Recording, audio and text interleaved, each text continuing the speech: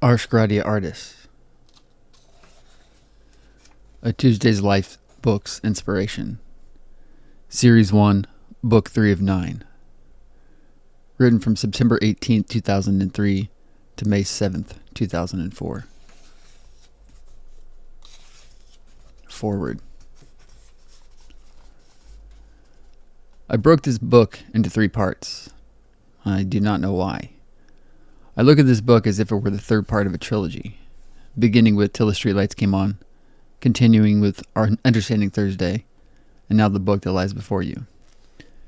Being a film buff, I know the rules of a trilogy. You continue with the same main characters and add new stuff, but you also go back and visit the places you've been.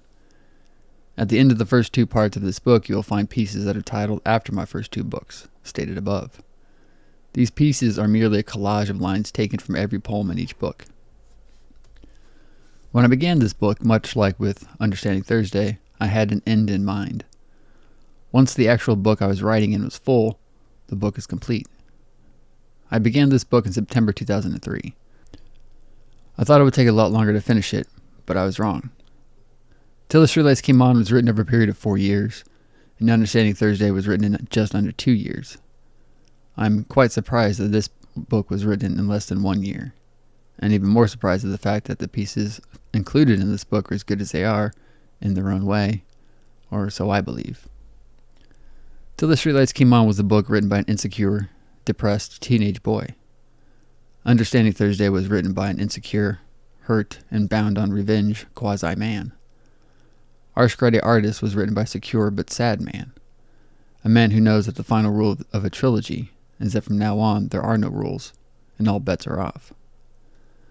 I know that from now on, the years after GRATIA ARTIS and this trilogy, my work is going to be a lot different.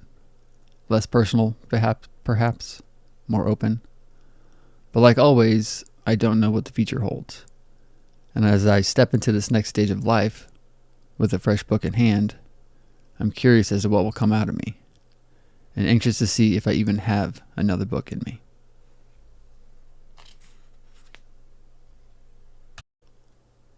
Part 1. An empty book, the beginning of a journey, a pen set to paper, love in the heart, head in the clouds. Shadow War. Bullets fly, angels in the night. Frightened faces scream in the ears of the saints. Shattered windows, splintered wood. The good children cover their eyes, bloody tears fall. Cemetery gates squeak. The corpses stand and dust themselves off, scraping the dirt from their headstones. Never again will they be alone. Stone faces bleed. Marble statues fall. Bronze cherubs melt, exposing what's inside. Dead flesh peeling off. Severed limbs stacked in piles. The lady in white gathers her babies. They stare at her, jewel in hand. She takes them through a garden path into the darker realm. Deconstruction of a nation. Antelopes do not screw for promotions. Bats do not kill for pleasure. Chimps do not slap their children for being too loud. Dingoes do not commit murder for shoes. Eels do not rape their children. Frogs do not ignore life through alcohol. Gazelles do not slaughter each other over religion. Horses do not beat each other up over women. Iguanas do not slit throats because of race. Jackrabbits do not inject chemicals for pleasure. Kangaroos do not go to war for oil. Lambs do not fuck for money. Mice do not cut wrists over cheating lovers. Narwhals do not stab kids at school. Opas do not send their kids to war for false pride. Pronghorns do not steal as a hobby. Quetzals do not spend their life dwelling over money. Rheas do not cut each other up, put their bodies in barrels, and dip them in acid. Swordfish do not shoot coworkers, and then blow their own brains out. Tapirs do not shoot each other for speaking differently. Unicorns do not exist, so move on to V. A little comic levity is always good. Vinegaroons do not axe their wife and kids on Christmas morning. Warthogs do not beat their wives and call them whores. Fuck. Yellow jackets do not disown their homosexual kin. Zebras do not hate their own species. It would be nice to be a zebra. Quotidian Tearjerker, Part 1. Light spills through the shades onto her cold naked body. Her arm twitches. She can't blink. She said yes to a ride and yes to a drink, and she is positive she said no when it mattered. But he continued to touch her. No, she said. I'm not ready. She knows that she told him no. Why did he continue? Does he not know the rules? She has been in this position before and has told other men no when the groping goes too far. And they would just stop, hold her, and kiss her. Why did he keep going? He kept touching her, putting his body on hers, using his weight to hold her down, grabbing her wrists and pinning them to the floor. What is happening to me, she thought. Is this real? Am I awake? Is this my life? She tried to push him off, and he cracked her in the jaw with his fist and called her a fucking bitch. Put his knee on her thigh and pushed down hard, smacked her in the mouth, and rammed his tongue down her throat. I said no, she yelled. I know I said no, she thought to herself. She's known him for 10 years. Went to grammar school with his sister. He babysat for her neighbors. He ripped off her shirt, punched her in the stomach. She did say no, right? Don't people know the rules? Don't men know how to act anymore?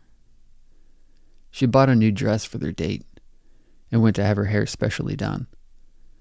This morning, she awoke and smiled so bright and wide, dying for the hours to pass so she could see him. Now she watches him walk out of her room, his pants unbuckled, panting like a rabid animal. She is sweating, and the blood flows rapidly through her veins, but she feels frozen. I am a good person, she thinks. This cannot be real. This did not just happen. She cries. The tears fall onto the blood-soaked sheets. What did I do? What is wrong with me? Why did I deserve this? She can feel his seed dripping out of her, and it is all she can feel. She convulses and tucks into a ball and vomits on her pillow. This cannot be my life. This does not happen to people like me. What is wrong with me? The taste of blood is still in her mouth. Her left eye is swollen shut. Her heart still beats, although she feels dead inside. She'll have to face him again. She cannot tell anyone. She has to let it go and accept what happened. It's not his fault. I must have done something wrong. I had this coming. She doesn't know it yet, but his seed inside of her will grow. What can she do? Where will she go? To be continued. From Decepticons to the Aquatine. When the revolution comes, we will have the world in our hands. When the revolution comes, we will stop to see what we are. When the revolution comes, we will have the politicians on their knees like 10-cent whores. When the revolution comes, the sheep will be slaughtered and the lambs will lose their heads. When the revolution comes, you will know all of your relatives' names and forget the names of game show contestants. When the revolution comes, money will be taboo.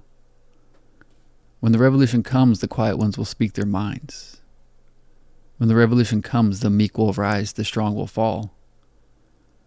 When the revolution comes, you will survive on minimum wage and not have to pay for health care. When the revolution comes, we will all be one race. When the revolution comes, class systems will be removed, hierarchies destroyed. When the revolution comes, pride will come from creation, dignity not gained from destruction. When the revolution comes, we will all be able to breathe. When the revolution comes, we will all control our destiny. When the revolution comes, I will be too old to fight alongside it. When the revolution comes. Beyond the wire, above the ground. Black radial scars on the pavement, grill impressions in the dirt, Headlights spraying into the black of the sky. Screams vibrating telephone wire. Air-conditioned brainwaves interfering radio station buzz. Seatbelts ripping in time with the pistons turning. Sparks flashing, rain falling, dashboard crumbling. Body collapsing over steering wheel. Praying to the windshield. Confessing to the rear view. Spider cracking paint. Shining fragments. Eyes twinkling from the blood. Glass embedded in forearm. Heart beating in time with the keys swinging on the ring. Rainwater purification. Blessing the dripping fuel. Innocence exploding with the airbag. Fear making the temperature rise. Our lives turning. A live transmission. Dark eyes with pupils shrunk. Taillights flashing. Passers-by stop and stare. A time of your life coming to a close. An autobiography written on leather seats with fingernails. Circuitry frying. Computer shorting out. Face swelling with rushing blood. 1 year later, the road is still straight and bearings intact. A visually exuberant. Gonna face tomorrow without you, giving up. Arms falling to my side. To bide my time 'cause you are not living up to what we had agreed. Light a smoke, listen up to what I have inside. Sit right there, take a drag, and all of this in stride. Even the great movies have sad endings, and bad ones have good themes. The saddest songs are sung with love, to raise emotions high above the expectations and adroit alliterations with alterations at the seams, to cause altercations between the speakers high up in the beams. Decibels vibrating catwalks, lyrics stalk the audience like prey. Gonna face tomorrow without you, giving up, arms falling to my side. To bide my time 'cause you are not living up to what we had agreed. Light a smoke, listen up to what I have inside. Sit right there, take a drag, and all of this in stride. Sob stories are what you remember when wanting nothing but to cry. Yet why do we always smile when the ugly duckling gets the guy? Try this in this world, this life, and one thing will be clear. I'm the white knight and you're the duckling, something I won't go near.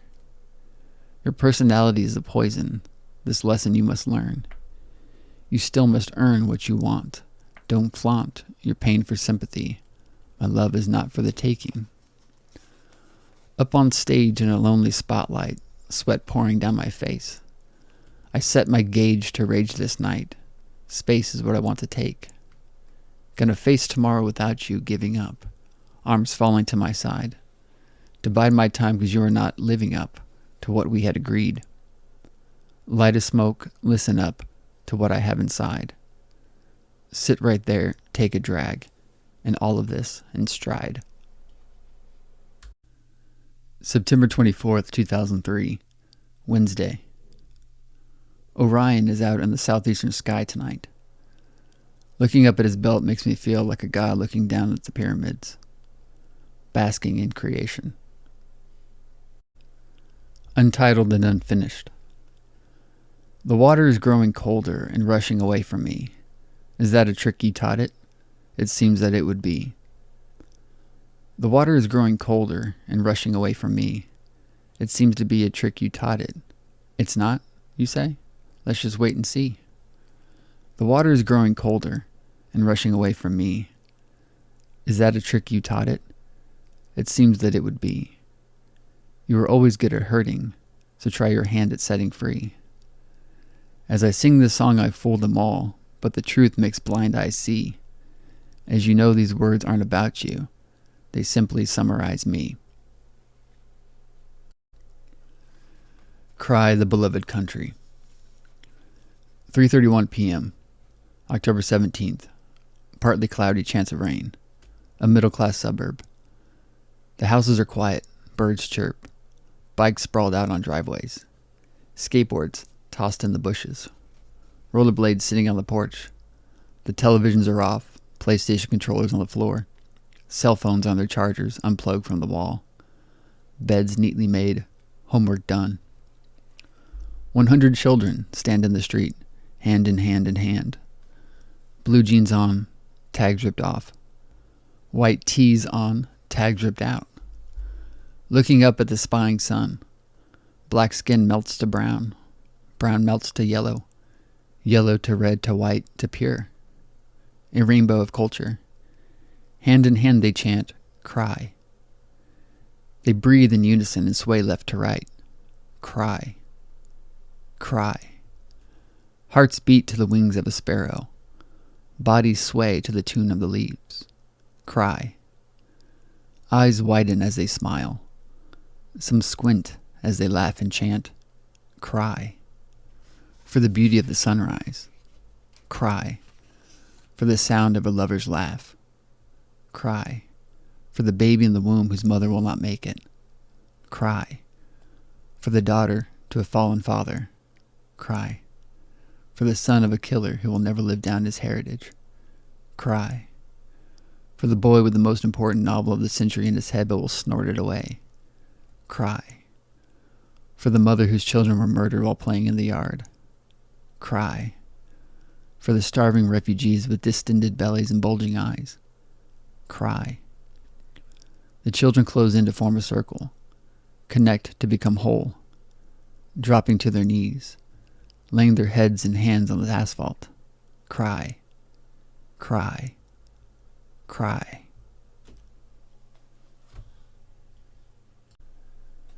No Name number 6, Missed Misery, for Elliott Smith. Just one more song before the bars close. Just one more please before you go. Another encore is all we want, then you can hit the road. We have driven all night to see you, to watch you and hear you sing. I can't bring myself to cry before strangers, but that's what your words do to me. Cigarettes burn all around. This club is full of smoke. Drinks are pouring, voices laughing. But I'm lost inside your voice. To me it feels like we are all alone. You, me, your music. Together forevermore. Wondering now if you knew then that headlines would soon read, dead at 34. Last call was yelled and you did say yes to one final round. Bound and determined to destroy yourself right before our eyes. Placating us with your I'm okay. You were telling the biggest lie. Looking for an ease to your suffering, like a needle in the hay. Like a Roman candle you were good to go, but only to bottle up and explode. We're never going to know you now, but we're going to love you anyhow. We're never going to know you now, but we're going to love you anyhow. You packed up your cases and put them in the van, ran your hand through your hair and looked down the road, staring into the darkness before you. You shook my hand and said goodbye, becoming another no name, like all the others you meet on the road. In every city and every bar, you mustn't look too far to find us, the ones who look at you with love. I look forward to your next visit to our small town, another show, song, and shared word. I remember you driving away that night, taillights disappearing through a turn. And when I learned of what happened not long after, I cried because I felt I should. But still, I just wanted one more encore, one more song, and a chance to say goodbye. Now, I know I never will. We're never going to know you now, but we're going to love you anyhow. We're never going to know you now, but we're going to love you anyhow. You said, everybody cares, everybody understands, but I didn't understand, and I still don't. We're never going to know you now, but we're going to love you anyhow. We're never going to know you now, but we're going to love you anyhow. Haddonfield. A world away from my home, friends are left behind, alone in a sea of new faces. I feel alone, I miss them all. This, I know, is just a taste of the future. The names I know and the faces that go with them will be forgotten someday. It's strange to look around and recognize nothing, to breathe air, smog, from a land 1,000 miles away. Why am I here? What am I doing? Is there a purpose? To visit places in a movie? a piece of art that means so much to me but doesn't mean a thing to many others. All around are people who love what I love, research and watch the same things I do. Celebrities are everywhere, celebrated by true fans, unknowns to the majority. Most of them make livings from conventions, admired and adored for something they did 20 years ago and either never seen since or not too successful. Most of these people are the foundations for films today. All those shitty teen slasher pictures of the 90s and now are based on the unknowns of the 70s. A girl I saw in a movie back in 1988 is in a room upstairs. I was 7, and she is the only one of my childhood crushes that still burns today. Meeting her was enchanting, but like all things, it took away the fantasy. She once was a smiling face on a screen, completely unattainable. Now she is here in person, and she is just what she is, a person. I've dreamed about coming here for years, seeing the sights and sights, the people and persons. I'm finally living that dream. I've been to those places immortalized in film and burnt into my memory. I lived my dream. Now what can I do with the rest of my life? Overheard in California. One black girl speaking to another. Fucked Andre. Woman on phone, crying. I just want to get away from you. Indigent men. Hey, can you help us out? Reeking of BO guy. Do you know where I can score some marijuana? Vincent's drug. On a downtown street today, a man sat tapping his foot to the rhythm of a band in his head. Bottle in hand, and he was daydreaming on a steaming manhole cover. Droopy red eyes with a jagged smile from a barroom brawl. Nose like a button hook pattern, crooked from the get-go. Scars on the forehead from cracked tiles in a bathroom stall. But he wasn't a failure, raising his kids in these fucked up times, who went on to prosperity as he jagged smiled and stood in line for food stamps and handouts, nodding his head to that 3/4 time. Abused as a child, wild as a teen, learning the hard way and making parents scream. Seeing the smile of his newborn babe set off the alarm that it's time to be a dad. Turned in his keys to the kingdom for a 9 to 5 in a Little League team. Needing that fix of happiness to make it go away. No 401k or any use for a 3-piece. Just smiles from his children, and he's good to go. November 12th, 2003, Wednesday. August 2003, Jonah is singing about those seashell hips. I don't know where you are or who you're with. I'm positive, though, that my name is Forgot Your Lips. Shiznatus.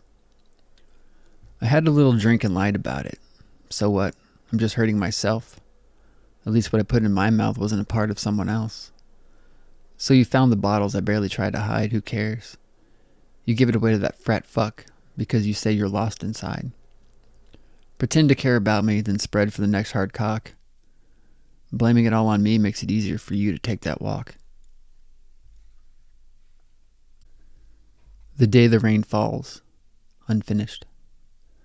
When the colors run from your face, it's an everyday displacement of the energy you have inside. So don't hide, just abide the lines I'm about to send. It'll take time, but we'll be in love again, and forget whether this is the beginning or the end. Will you let me be great for you? Untitled. Sister Samantha with trees dying in your yard. Sister Samantha, why do you find life so hard? Sister Samantha, leaves piled against your fence. Sister Samantha, are drugs your only defense? Quarterback brothers with those dime store clothes. Foes around the corner don't dare leave the house. Don't give it up for a powder in a bag. There is more in life for you to grab. You're a fool, but still I want you. And I'm stupid for giving you a chance. Concert girl, or the one who knows everyone but always ends up alone. Standing in the crowd with your OD satchel covered in band buttons. here for the opener, not the headliners. Making eyes at the singer, hoping he'll remember last fall in bed with the early November. Flashing your goods to celebrity and tossing off acceptance. Loving up to Jonah, trying to fillet his microphona. November 26, 2003, Wednesday. That fake smile has been on your face for so long, it's like it's almost real. At least my eyes are so used to it that you can no longer steal the hope inside my heart. Rehoa. Where did it go? That time in our lives when we were all the same. Just smiling faces sharing a world, laughing eyes and golden days. How did we generate this hate? We are all in this together, leading the same lives. This degradation needs to stop. Stop the hatred of a color. Forget your peeves with a belief. This all needs to stop. Clasp hands and see that inside our hearts all beat to the same rhythm of the night. Stop the fighting over Holy Land. Stop fighting over the right to breathe. All of the ground we walk on should be shared. No one should be told to leave because of a skin tone or sexual preference. We are all in this together. This all needs to stop. This hate we have in our minds. Where did it go? The time in our lives when we were all the same. Just smiling faces sharing a world. Laughing eyes and golden days. How did we generate this hate? Jackie D and OJ. As kids, we would sit around and dream about the great things we were going to do. As teens, we planned to do these great things, but ended up just sitting around. As men, we sit around and try to remember what those dreams once were. Yaganafikan. I was never the kind of guy to believe in everything my parents and teachers said. I'm not a 9-to-5 guy with a wife and 2 kids in the suburbs. I just cannot take what people say is the truth as the truth. I have to wake up hungover with a pounding headache, pussy on my breath. Some ugly bitch shooting up next to me on the floor, telling me with her black teeth and yellow eyes that she was a model once. I have to look around the room at the dozen naked bodies of all shapes and sizes, pounding away at each other or shaking from an overdose.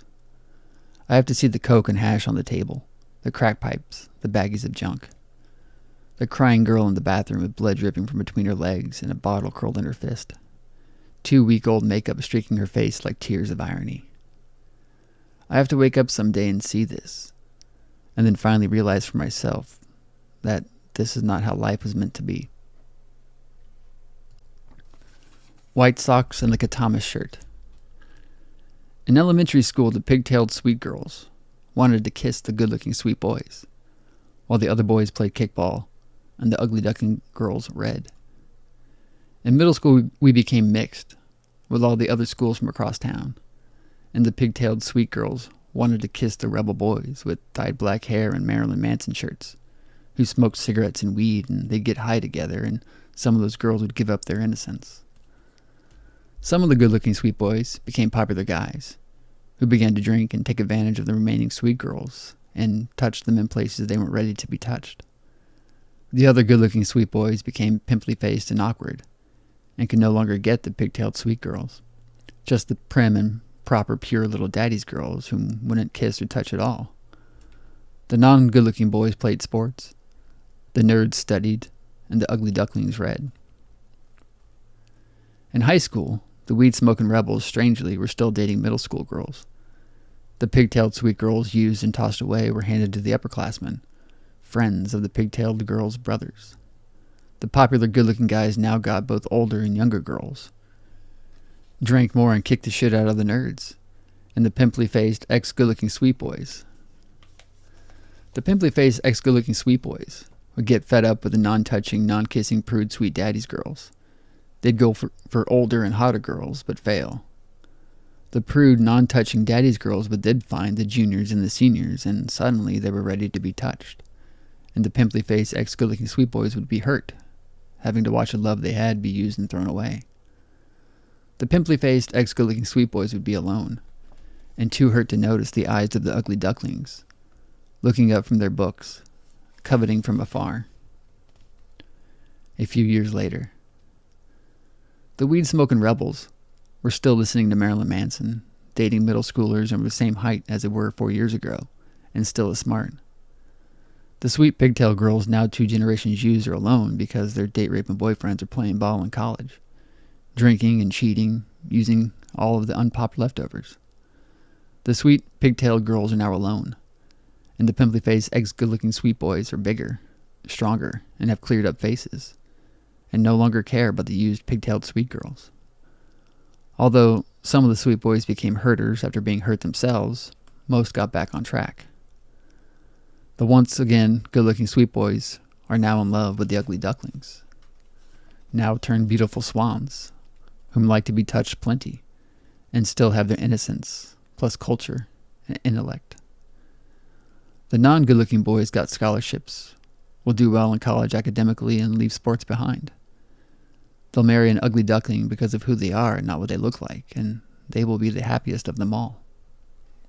To recap, those sweet pigtail girls are used up early and look 40 when they're 20, makeup covering their faces that have been jerked off on one too many times at keggers because their boyfriends were horny and the girls were ragging, dark shadows under their cold eyes.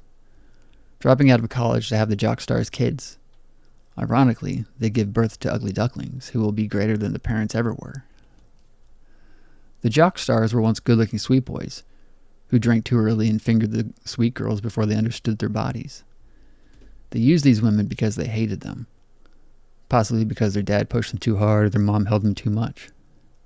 They soon become old men with shot knees and bloodshot alcoholic eyes, cold dead eyes like their wives, selling cars to millionaire nerds who run their own companies, set for life and laughing inside at the all-star quarterback working on commission. It's fine, though. The nerd boys will marry many ex-cheerleaders turned ex-models turned ex-beautiful who will use the nerds for their money. The nerds won't care, though. They did something with their lives. The ugly ducklings become the educated beauties, the working mothers who are the most amazing. All they want is love, and to share their love with a man and a family. The strong, non-good-looking guys have technical degrees, become good providers and just want to love and be loved, to raise their kids the same, and they will. To reiterate, they will be the happiest of us all. That one kid in the class who wasn't great-looking, but not too bad-looking either, who never spoke up but got good grades, he'll soon be teaching the class that you once shared, teaching your kids what you never learned, and he won't be surprised when your kids become depressed because he knows how their parents once were and probably still are. Some jock stars will come back and try to teach, only so they can coach, and try to make friends with the new jockeys and be a mentor, but ignore the other boys and make those sweet boys even bigger introverts and outsiders. The coaching jock teacher will suck at his job just like he sucked off that guy at college after one too many beers and found he had something to hide. His class will be failing, so he'll change the grades to make himself look good. I swear this happens. How else would I have passed freshman algebra? That guy with the Camaro who deflowered your ex-girlfriend and kicked your ass in the parking lot at Sonic will still have the Camaro when he's managing that Sonic. His daughter will drive that Camaro and your son will be fucking her in the ass in that Camaro in the parking lot of that Sonic. Those 2 talented black boys who were the backbone of the football and basketball teams who could have been great will hang with the wrong crowd and expect to be handed things they didn't earn. Spend off-court time smoking chronic and will eventually rob a McDonald's but be too high to remember where they parked and will be arrested. That boy who spent countless hours in his garage working on his car in the cold, drinking to stay warm, will take his first drive and end up killing his girlfriend's grandparents. That posh, uptight rich bitch who was always too good for everyone and who kept her virginity all throughout college will lose it to a guy 10 years older who has a wife and kids. His wife will find out and divorce him. He'll lose everything he had. And the posh-ass bitch will also leave him. He won't be the last one she does this to. That guy who dated the same girl all throughout high school and college, who got married and had 2 great kids and a beautiful home in suburbia, will end up being the guy from the previous story.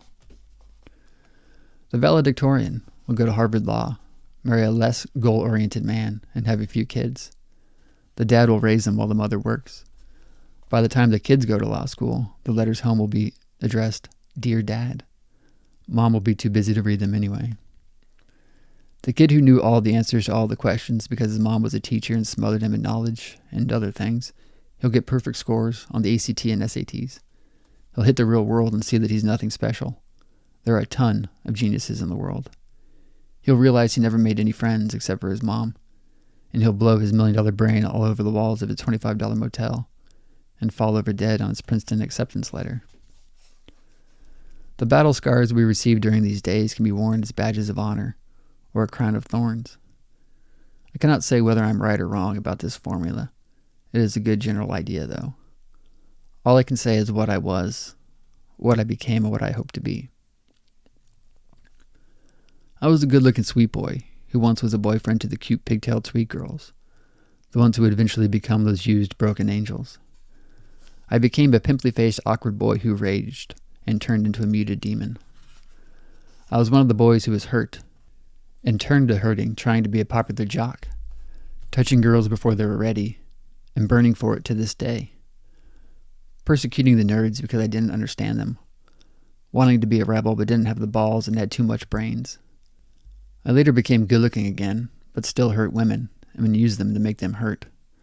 Except the terrible thing is I never hurt the girls that hurt me. Most of the girls who hurt me become women who hurt themselves, or marry men to do it for them. I fell in love with an ex-ugly duckling, now turned beautiful swan, and hurt her. Then I left her and she hurt me.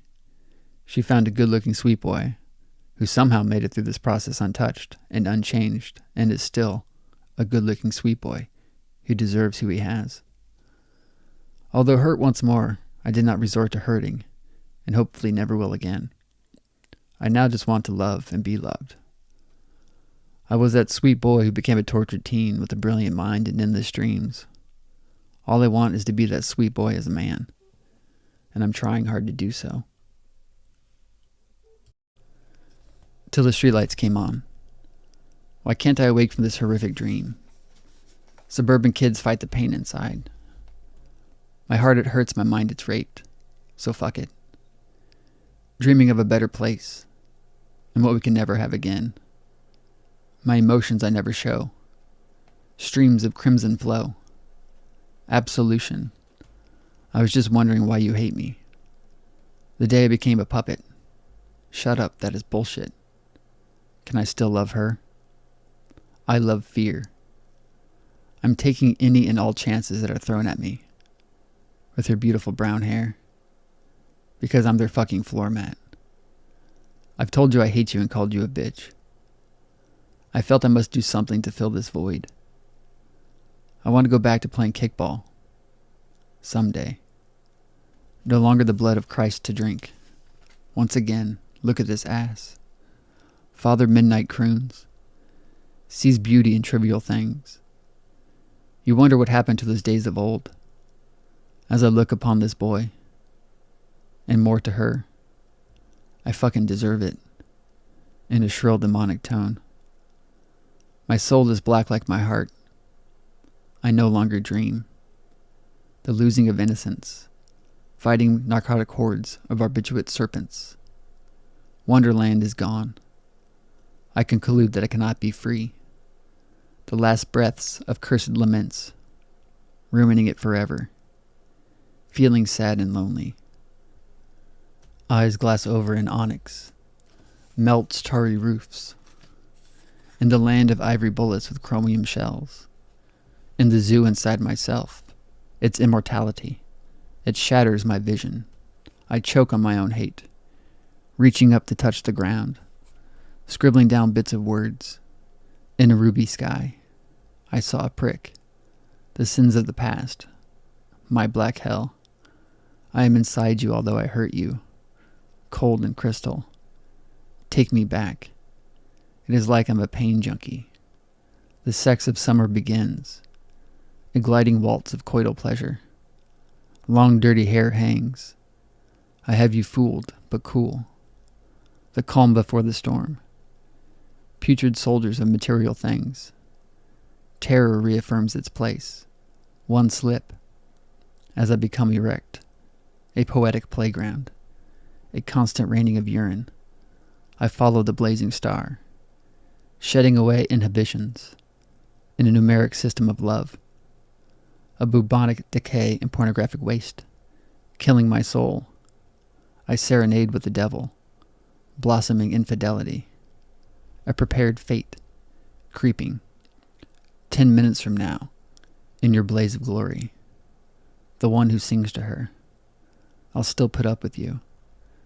Be strong, I know you can, but we still play on. Love that was so pure. Jade fingerprints not viewable by your ruby eyes. Supposedly in a dream world. An insecure boy. Life spins around me. The image of who I was. Dark shots of cynic juice. The end is near. Dreams in the day. After we destroy you. Corrupt you as you did us. I was a child then. Become a junkie. With the bang of our gong and the rise of the sun. Spinning is my mind. Raised it to my lips. I no longer feel alone. Slowly and surely. And all I ask is why. Shit pisses me off. Not fit for any love. Sing it soft and slow. It happened on a cold dark night. Scribing a requiem of mortal abortions. Your unicorn is that one girl. A savage world. Till the streetlights came on. Part 2. Facing your past. Another year dies. Wanting to move on. Still scared of tomorrow. Taking a chance anyway. Because you come from the earth. You know her. In your life you'll know a few just like her. A girl who stands in place to save face. Never concede to another when she thinks she's right. She'll hold her own and stand her ground as long as others are around. But when she gets home and feels alone, that's when it comes. She'll battle you with words all night and tell you stories that are never about her, a friend's friend, a cousin. She has none of her own. What is there to tell people when you spend your life alone? Too scared to love anyone or share what's on her mind. Yet the scarred heart she bears needs to find that one person to love her and hold her and tell her it's all right. When she gets home to a dark room, a chilly bed, and the feelings in her head, this is when she breaks alone. Her sobbing eyes and pounding chest, shaking the walls of her room, not worried about waking her parents. The pills they pop will keep them sedated till tomorrow afternoon. She is the kind of girl who lives in her shell. Not because she was hurt and put there. It's just that no one helped her out.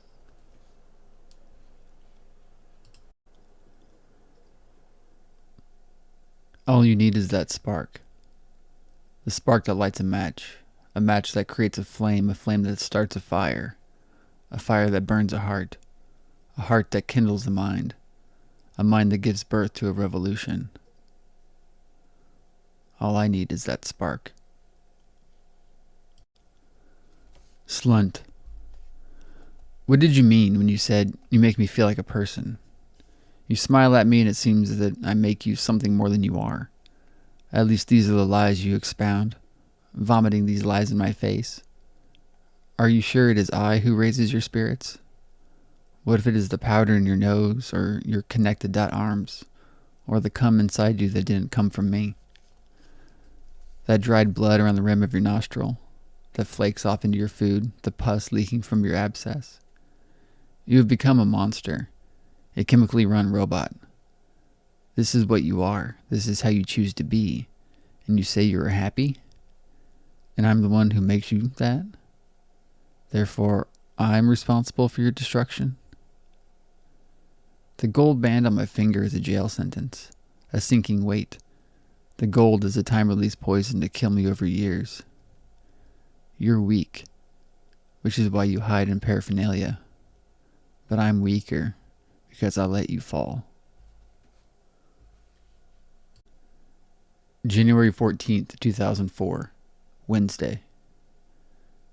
Why is it that most people who believe in God don't believe in themselves? Give thanks to Him if you must, but take credit for what you create. Leaving Lenexa. Is it time to say goodbye? Is it time to walk away? I fought and won those battles I was fighting yesterday. So alone in the house that held me and the neighborhood around. There is no one left for me here. I scream and it makes no sound. Doing the same things repeating, day to day to day, with nothing left to say. Adult life is eating my childhood away. With aged lines streaking my face like wood grain on windowsills. I must escape this place. Life fades as time stands still. No one makes me warm, no one holds me close. No one remembers the good times, no one forgets the bad. Doing the same things, repeating, day to day to day. I will never make a difference or do anything great, be anyone important. If I stay, it'll be too late. But I'm so scared to make a change. I have done all I can do here. No more achievements to be made. Greatness and glory lie before me. Why face the burning sun when lying in the shade? Booze and bitterness, or the erosion of manhood. Something happened. Something changed. What happened to families and committing for life? Where did all of the men go? Everyone is running. They're all scared, afraid, too weak to last. People want love, but when they find it, they want more from someone else. I've always believed in living for yourself. Sometimes, though, you have to live for others.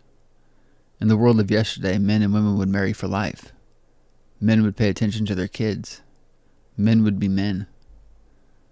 This is a different world, different life, a new America. I still dream of a nation that has a strong family structure. Choices, so many choices. A $30,000 sports car, or 2 kids and a dog. Creating is important. Just don't ignore your children to write your shitty novel. Where did all the men go? Where are they hiding? Why are they afraid to be loved? Put down the remote and pick up a fairy tale and sing your kids to sleep. Take a day off from work, pack a picnic, and show your kids the world. Where are you hiding? Where did all of the men go? I won't hide with you.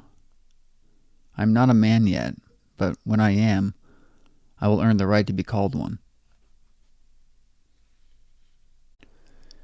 Needlepoint in the moonlight, or a lesson in addiction. Melting in a spoon, like my heart that melts for you. Do it with me and you'll see so many glorious images. You can taste the air. Feel the burn rushing through your veins, the infinite orgasm. Pierce my skin like a bullet and fill me with your liquid love. Close your eyes. Feel the world spin around you. Sweat at night and shiver. The powder screams your name. Heroine in distress. Wanting to be comforted and to comfort you. To grab a hold of your atoms. Pull them and manipulate. I draw pictures on my arms to cover my tracks. A silver cross connects the lines. A symbol of salvation to mask my damnation. It's okay that you do not love me anymore. So stay with me because you're weak. I have changed, I know this. You just can't let go of the image of who I once was. You see me, my destruction, the shell of a body and mind, and you know I will destroy myself. Yet you too continue on. Your habit is also growing, like your disgust for me. I trapped you and will control you, like the substance does me. You are mine forever. Let's begin our fall. A beautiful world of stars and sighs, or a war with the angels that led to forgiveness. Raise your hand if you have battled God. Once again, I'm the only one to experience this. It began when I was a child. I felt alone like I do now, and people would always talk about faith and beliefs. I had neither. I was lost and confused. I was left out. I wasn't a part of anything. So in order to deal with not understanding, I turned to rebelling. I would say I didn't believe or that I didn't care, when the truth was that I was ashamed of myself, so I made up for this by acting like this was my choice. I was so pathetic and weak. I gave in because I was unable to accept or just think for myself. I mocked those with faith because I hurt so much. Faking my hatred made me strong. I battled God. I still don't trust or believe in organized religion. To conform to a set belief structure would make me have to adhere to rules and morals that I don't believe in. I found that in essence you are your own God. I live by rules set forth by my own mind. I govern my own decisions, and I punish myself for breaking my own morals. I don't know why everyone is so afraid of their God. When I finally listened to his voice, I felt that all he wants is my love and happiness. He doesn't expect me to bow or pray or beg for forgiveness or live in his debt. He just wants me to live a good life. I battled God. And during that war, I saw that I was the only one turning to hate. I would cuss and yell and scream, and he would just listen. His presence was all he gave. He did not yell back or curse me. He just listened. He gave me the choice to acknowledge him or not, and I could have just not acknowledged him, but I chose to acknowledge him by fighting him, because I was so afraid to love him. Come one day I gave up. Something popped inside. A warmth filled me. A smile crossed my face. I looked up and saw him and opened my heart and mind and let his beauty in. It was so extraordinary. I found the strength by letting him love me, and I turned to love him, because we are one and the same. We are both in this world to be something great. I battled God and we both won, and no one can ever take that away from me. Cigarette burns and emulsion scratches, or a changeover to the final reel. I keep repeating to myself that it's not over. That pitiful little bit of faith keeps me from crying in my sleep and burning the pictures of us and the poems I wrote. I hurt so much right now because this is the first thing I've ever written about you instead of for you, and I never wanted this day to come. Take your time and placate me, saying you'll come back and we'll be together again. We both know it won't happen. The more I let you go, the easier it will be for you to walk away. I never thought we'd come to the end. I cannot believe I've known you this long. The story of our love and coming to be together is a story to write about. I just never want to describe the final act. Come back to me, you sexy tattooed pierced little hottie. I know that you're still young and you have the right to live. Experience your life before you settle down, and just because I'm ready doesn't mean you owe me that. I just want to be with you for a little while longer. I'm so full of love and I just want to share it with you. When I'm alone, I begin to rage. I've not felt like this since before we were together, and when you kissed me, it went away. Don't let today be the day I remember you leaving and walking away. When angels wish for snow. Christmas lights twinkling and reflecting in the eyes of a child, whose parents feed him pills instead of hope. Video games and toys, but no love. Sleet and frost on the driveway, where he's never played basketball, although they have a goal. Snow and ice in the backyard, where he's never played catch. The bike he got last year, the expensive one with the donut and pegs, is still in the corner of the garage. They bought it for him, but didn't teach him to ride. Every CD he ever wanted he has. Every game he wants is in his room. A room covered in posters and pictures, boxes of comics and cards, worth a fortune but isn't worth shit to him. This Christmas he didn't make a list or ask for a single thing. There are 30 presents under the tree and they all have his name. The photo album has dozens of pictures from all of the holidays past, with him sitting cross-legged on the floor swimming in a sea of wrapping paper. He holds his gifts and smiles a smile, kind of happy. The only time his parents look at him and actually see him is when looking through the viewfinder. He knows his parents are wealthy, smart and successful, important and well-regarded, flying here and there for conventions and meetings. What do you get for the boy who has everything? How about a hug? Or the time of day? This year he is making a deal with God and Santa to bring him something great. All he is wanting is someone who tells him they love him and means it.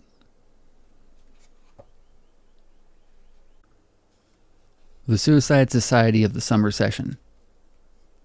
What am I? What can I be? Some things I can change, some I can't. What am I? Male? A born Kansan, Caucasian?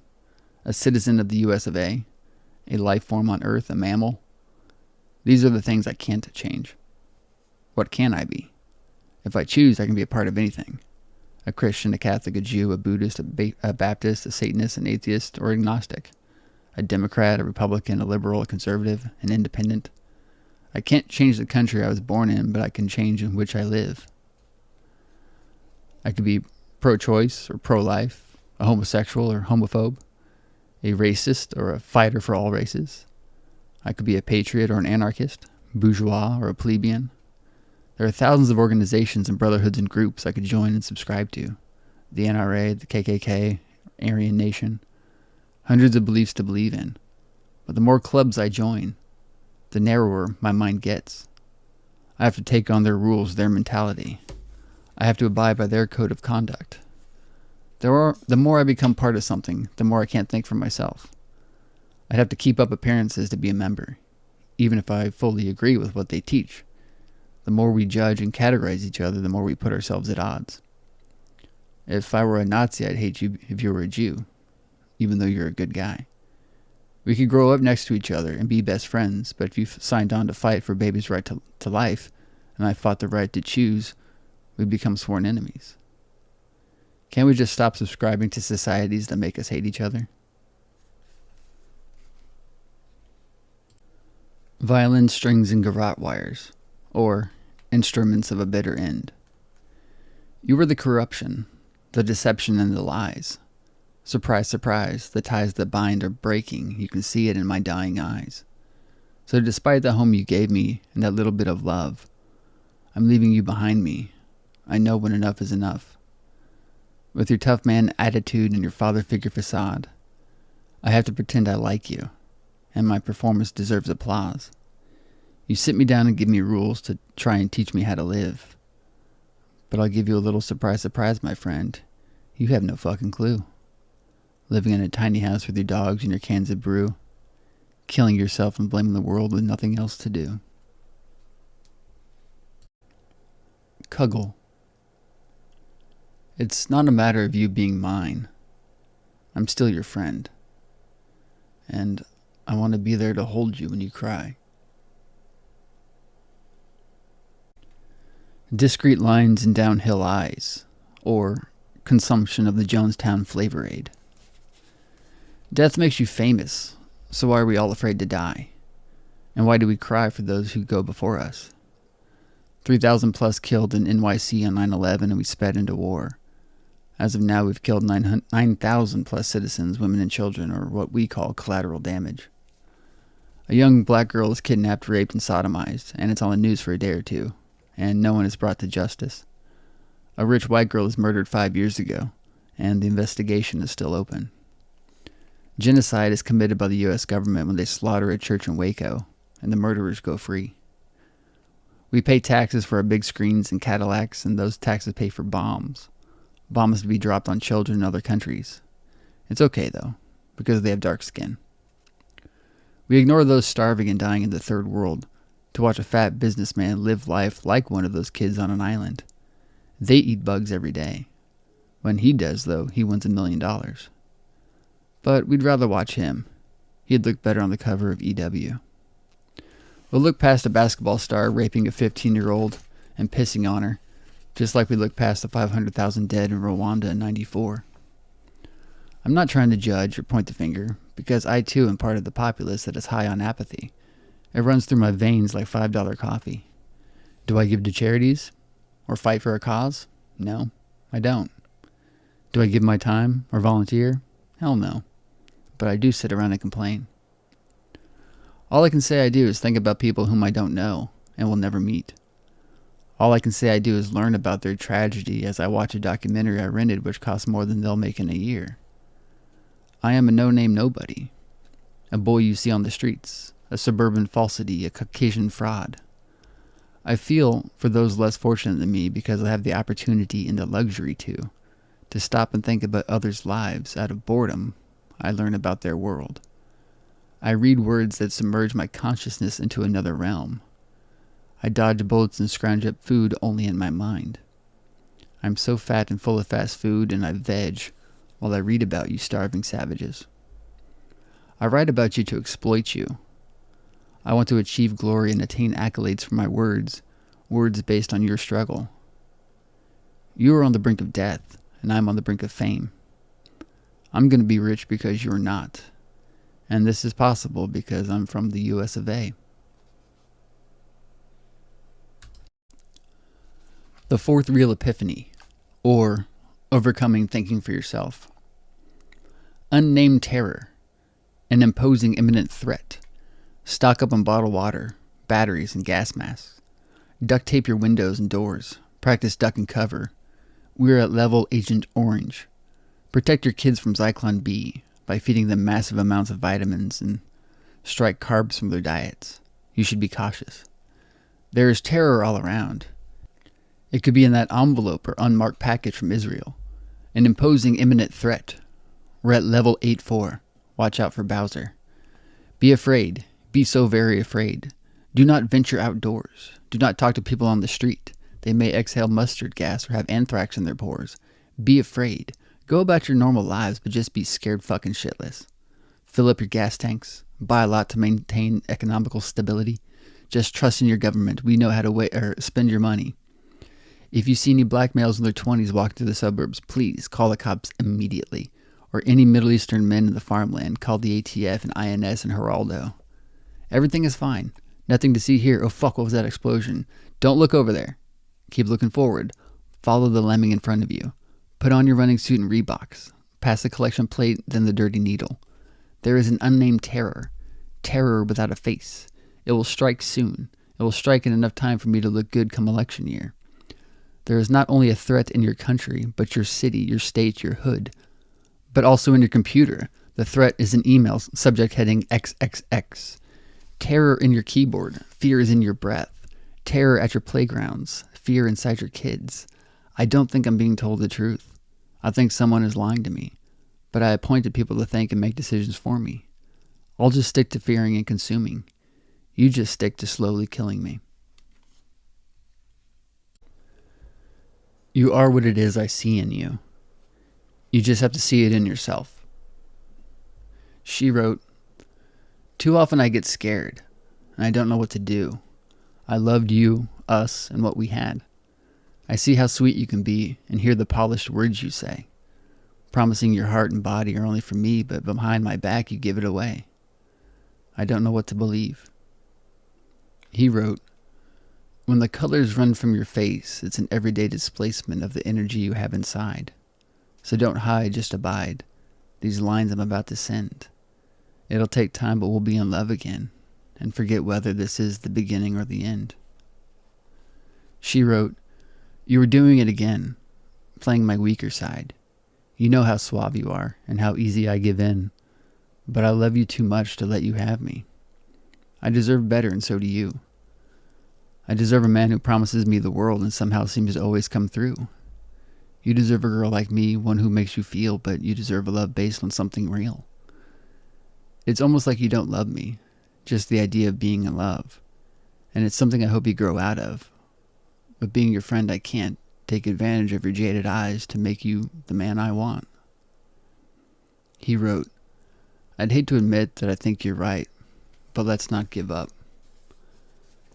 Not this night. We have a chance to make this last. We have something amazing. And I have a simple question to ask. Will you let me be great for you?"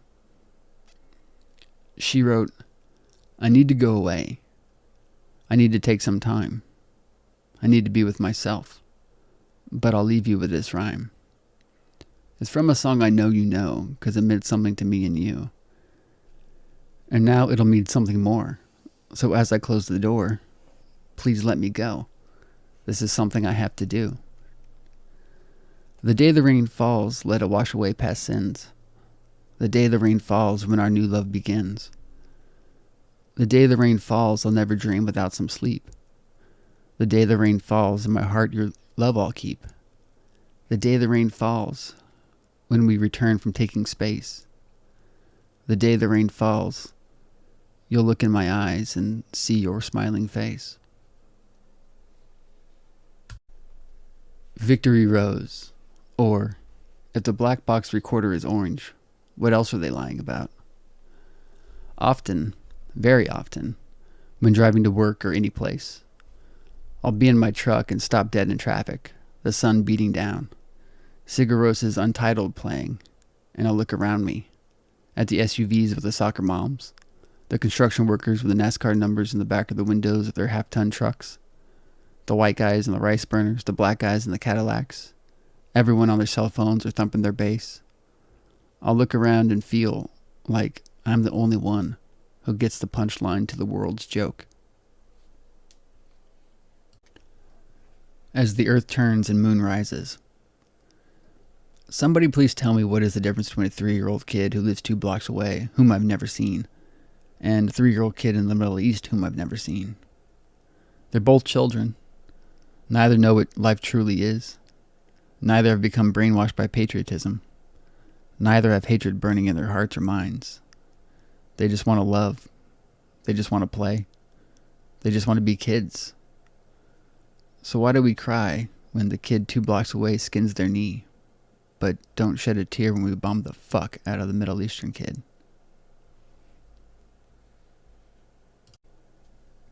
Build up, breakdown, or home used to be wherever you were.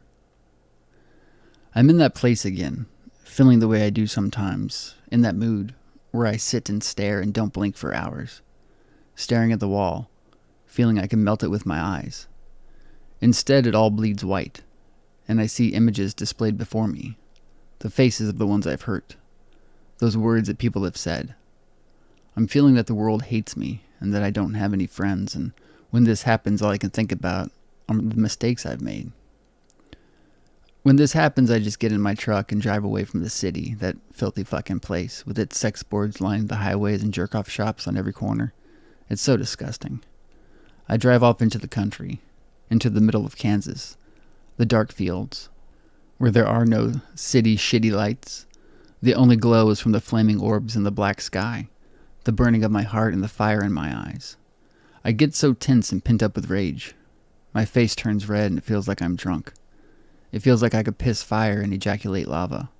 That if I tried hard enough, I could make my chest explode, and a younger version of me could pop out. A naked crying me. A young me before it all. Before the corruption, before the lies, before the seduction, before the alcohol, before the useless sex and the drugs, before the stench of life. I want to destroy everything when this happens, all of my possessions. I want to rip the skin from everyone's face. I'm tired of all of this. I'm so fucking tired of being like this. Alone. So tired.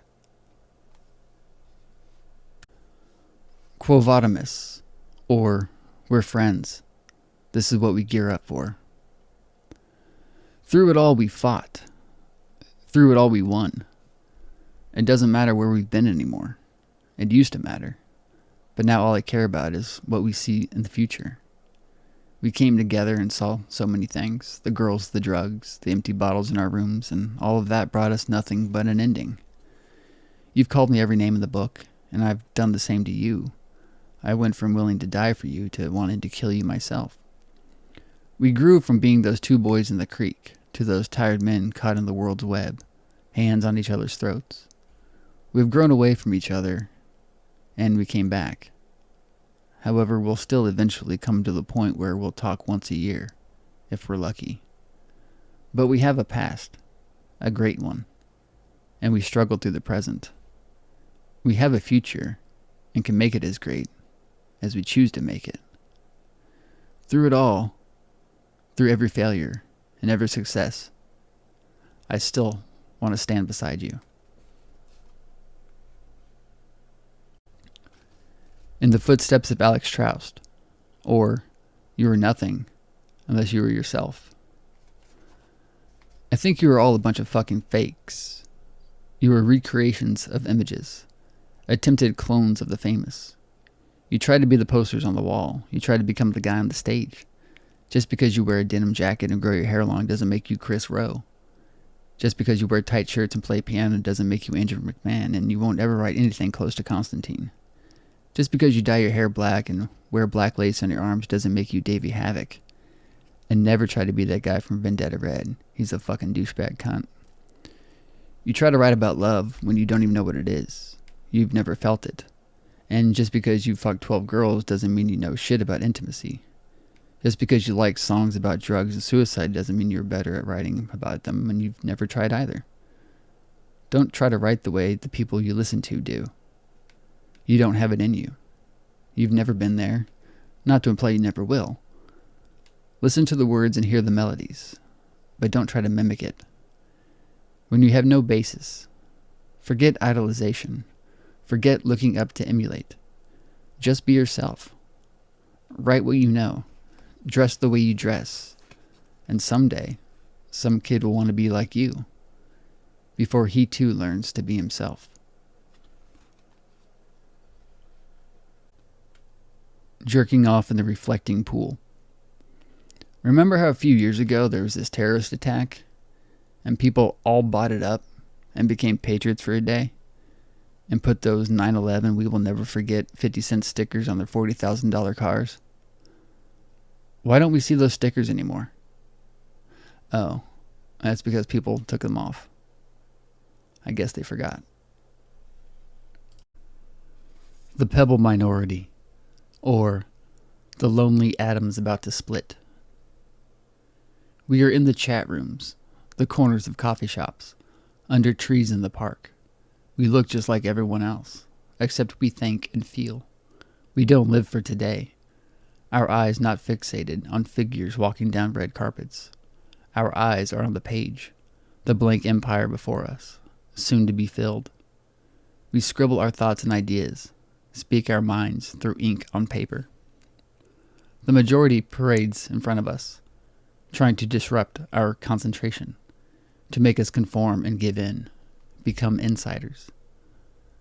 As the majority gathers in a stadium and prays to their leader in the spotlight, we are the outsiders, up in the catwalks, hiding in the darkness, biding our time. We are so few. Together, we hardly weigh an ounce. Our voice is barely audible. But even the smallest rock creates a ripple that touches every shore and breaks every wave. Andala and the dildo of frozen tears. She fucks herself nightly, fingers wrapped around the shaft, gripping tight with knuckles white. She shoves it in, pulls it out, lather, rinse, repeat. She's thinking of all the men, images of cocks in her head, remembering their lies that got them in her bed, the promises, the vows, the propositions of a better life, taking every chance on a chance for a greater man. They all left her, used her and out the door. They all hurt her. This makes her feel sad, but at times she doesn't mind. When she sees them on the streets, after their "let's just be friends" phone call, after she swallowed their sperm, she likes to watch them squirm. They can't even look her in the eye, and this gives her so much power. It seems that she should be depressed, that she was used and forgotten, but she got a good lay, most of the time, and so did they. But they were too cowardly to reach for the better thing. They could have had the whole package, her heart, mind, and soul. But they settle for a drunken night that will haunt them for the rest of their lives. She knows it is their loss, their fault for being pathetic. They have made her cry and at times forced her to build a wall, but she can still get off to the memories of their dicks in her sweet little hole. She knows that she has become empowered by their lack of balls to commit. But does she give a shit? Hell no. She fucks herself nightly, reminiscing about those assholes. The world of celluloid and flickering light. The last film just dropped. It's time to go home, leaving the memories of you here, the torment I feel and the horrible thoughts of you out there, exploring the world without me. Spending your nights in bed alone, hopefully.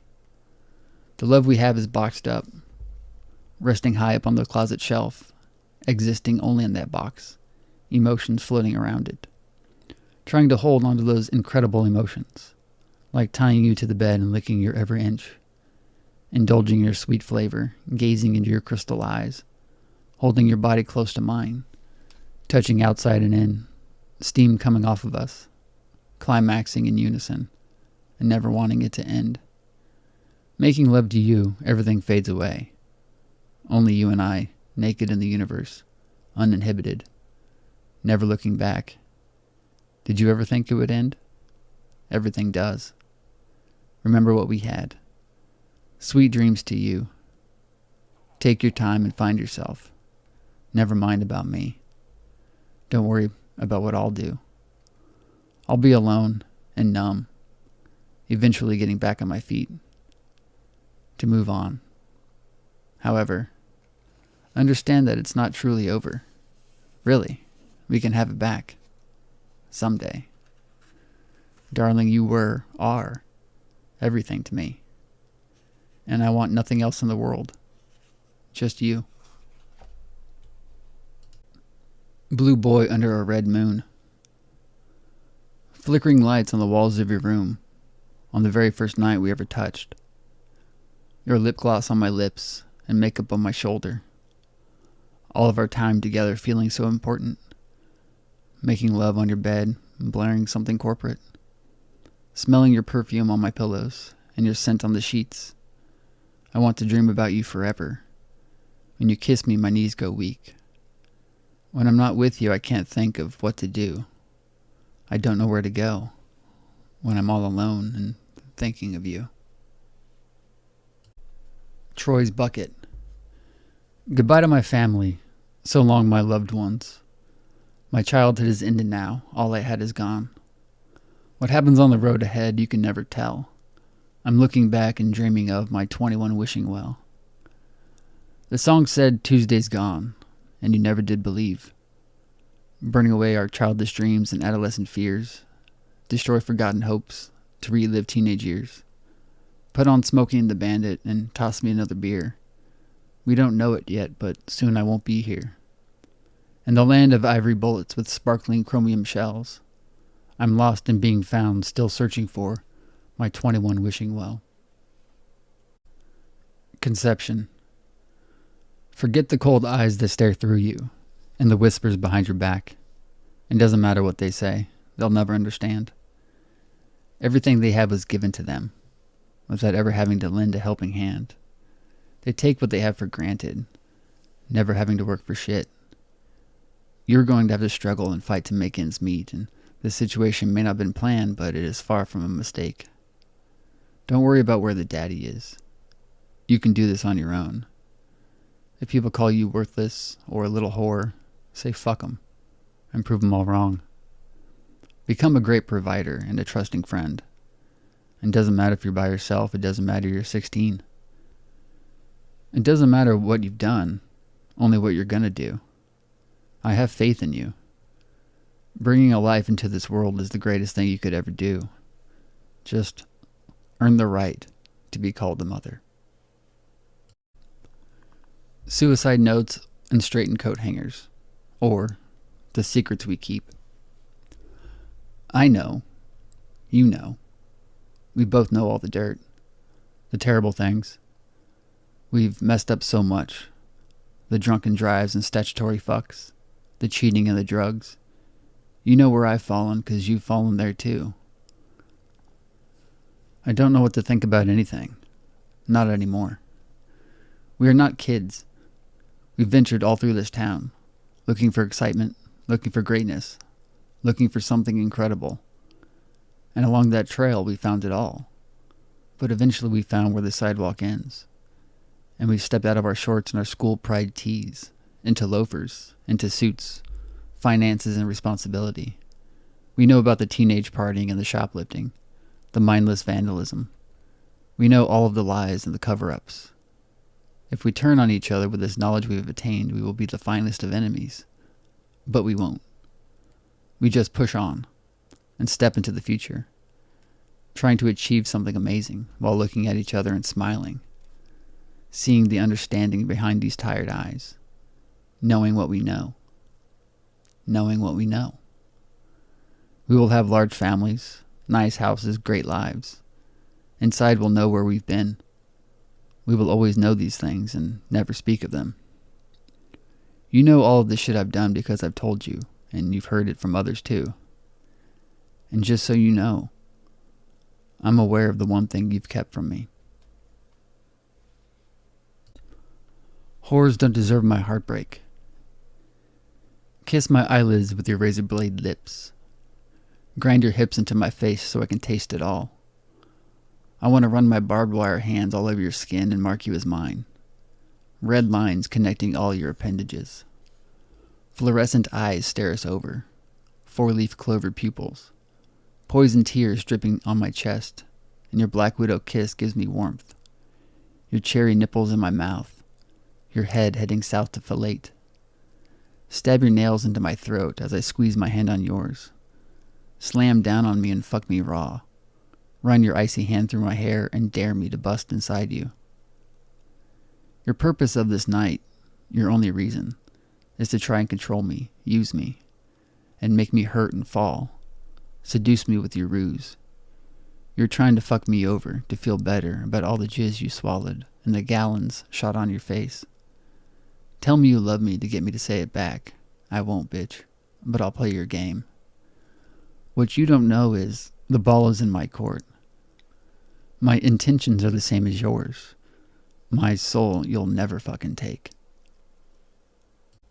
Maroon car my ass, this motherfucker's red. That glint off of your stainless steel skin gets me in the mood again to pound that little twat of yours. Smack it so it turns even pinker than red. You're so tough and strong, but you'll break when I take it out. You'll drop to your knees, bowing to its girth, enthralled by its glistening beauty. Your taste buds excited, mouth salivating, longing for its taste and its cream-filled surprise. Abhorsion, or a Third Reich trimester termination. This is the life we lead. For a flag on a pole we bleed. With bikini atoll tempers, exploding radiation, dark Chernobyl hearts, murdering the young ones, raising these unfortunate sons. City youths in the jungle hold rifles. Rich boys at home screwing whores. Standing for an outdated anthem. A song that once stood for pride. Now we hide behind our arms cache. Lazy politicians, smoking cigars and sipping booze, losing the votes of the constituents, buy them back with false words. This is the life we lead. Our lives are over long before we die, and we don't even try to make a difference. Channel surf and flip the stations, images flickering in our eyes, subconscious voices telling us to buy subliminal lies. This is the life we lead. This is the life we lead. Soon there will be bodies hanging from the town square gallows. Our heathen minds and savage thirst for blood, covered up by our red, white, and blue lapel pins and our silver cross chains, making new enemies with every fictitious war, upside-down frowns on our faces. When we see the live feed of the destruction from Campbellfuckerville, this is the life we lead. This is the life we lead. This is the life we are given, and we follow the herd to the chopping blocks. We're all the bunch of stupid fucks. 9 lives lived, or a black cataract derision. Do you see me? Do you see? Outside your house, inside your mind, do you feel me? Do you even feel? I'm running circles in your brain, flicking my Zippo to fire your synapses, your mouth closed tight. By the wires I'm pulling in your skull. You are the darkness, and I'm the nucleus you surround. Do you see me? Do you see? I'm looking out through your eyes. You look in the mirror and you don't smile, because I won't let you. You draw in a breath like a child draws a tree, straight and narrow, with no feeling. Do you even know I'm here? Outside your house, inside your head? Feel this as I kick in your fucking brain. Taste this as I piss down your throat. I'm your demon worm, and you can't get rid of me till you realize you're a worthless piece of shit. Woodstone and 81st. The boy swinging on the jungle gym is going to die today. I don't know if I should tell him or not. His mom is chopped up in my trunk. He has no one to go home to. Ferlinghetti Seed. I am the boy on the merry-go-round, always destined to do so, and watch the calliope crash. I am the boy on the beach, always running from the surf. I'm the boy in the movie who will never get the girl. I'm the boy in the painting who will never catch the lightning bug. I'm the boy in the back of the room who will never be remembered. I am the nameless and faceless me. Emotional weapons of words, or beware, O sheep. We are an isolation nation, a nation of boxcar lives. We surround ourselves with walls, cramped lifestyles. I walk down the streets between the bodies, the meat puppets. The overpriced stores, like electric fences, keep us locked in. Celebrities and TV personalities man the guard towers, firing gossip at us from above. We are an isolation nation, a nation of boxed-in animals. I sit next to you in a diner and I smile. You smile back. I smile when I really want to rip your fucking throat out. I want to break your nose with my fist. I don't care about your two-story, or your subscription to Us, or your kids scoring the winning point. I don't care about you. You built up your walls of porn mags and Julia Roberts DVDs. Your SUV and Mini are your escape pods. I built my fort with novels and notebooks, scarred with my horrid chicken scratch. My walls are stronger than yours. Nothing can blow it down. You are a wolf, and you huff and you fucking puff, but I don't fear you. You are a sheep in wolf's clothing, you corporate ragdoll. You can blow me, but can't destroy my world. Rainbow socks with the individual toes, or that enthralling beauty I know. I long to taste your chocolate eyes and smell your coconut skin. Toss cares into the wind, catch them, and put them back again. Find a dandelion and blow it through the air. Watch them catch the breeze and mix with the uncaught cares. Let me kiss your dewdrop lips, moist from the cold morning, moist from looking at me. Grab my hand and squeeze it. Inhale the pollen, exhale the joy. You are my lovely girl, and I'm your love-struck boy. Sisyphus' son, or the pebble, not quite a boulder. Magazine glory doll, with the New York Wall Street clown. Take a chance and thank. Stop and drink in your surroundings. See the talent boy with the hip-hop vibes. The uptown girl with the drugstore style. The aristocrat panhandler dealing in flesh. The trailer park heartthrob with pecs to check your mate. Midwestern prom queen with dreams to be a mother. And a brother in the army wanting to be back home. The drifter who roams from place to place, seeing face to face, eye to eye, and smoking the weed that's laced. Seeing the colors never known. Don't forget the weepy poet, sitting at a table in the coffee house, with nothing to do but write about what he's not, who he has never met and what he'll never see. But he'll be writing when you're all dying. It's the only way he knows how to be. Dio? Who dis? Dis ain't Dr. Dre. Tell the boy with scabby knees and bleeding elbows to climb up on the roof and prove to the world that he exists. Scream your lungs out to cause a blackout. For glory, you must give it all. Rorschach Man. I am the ever-changing with the rearranging limbs.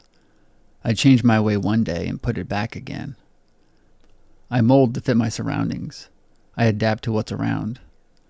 I talk in a regional dialect that is accepting, adhere to the culture and sounds. I will rebuild myself till you love me, tear apart and rip all down. I will be what you want me to be, if you'll be my friend. I have no one else in this town. Living in the shadow of another, or facing the light and casting your own. Take all these things from me, the images and phrases caught like a crook in my memory. Destroy all the stuff I know, the trivia and facts, bits of info between the cracks. I want to watch these things go. Fed up with walking in these borrowed shoes, knowing what I do, because I have nothing else. I want to be myself. Erase the celebrities' names from my mind and the movie mistakes I find. I don't want to remember every detail, every scent, every feel. Burn off my memorizational juices like excess oil in the fields. Take all these things from me, what I was before today. Replace my mind with the brain of a dipshit. I want to experience the bliss of ignorance.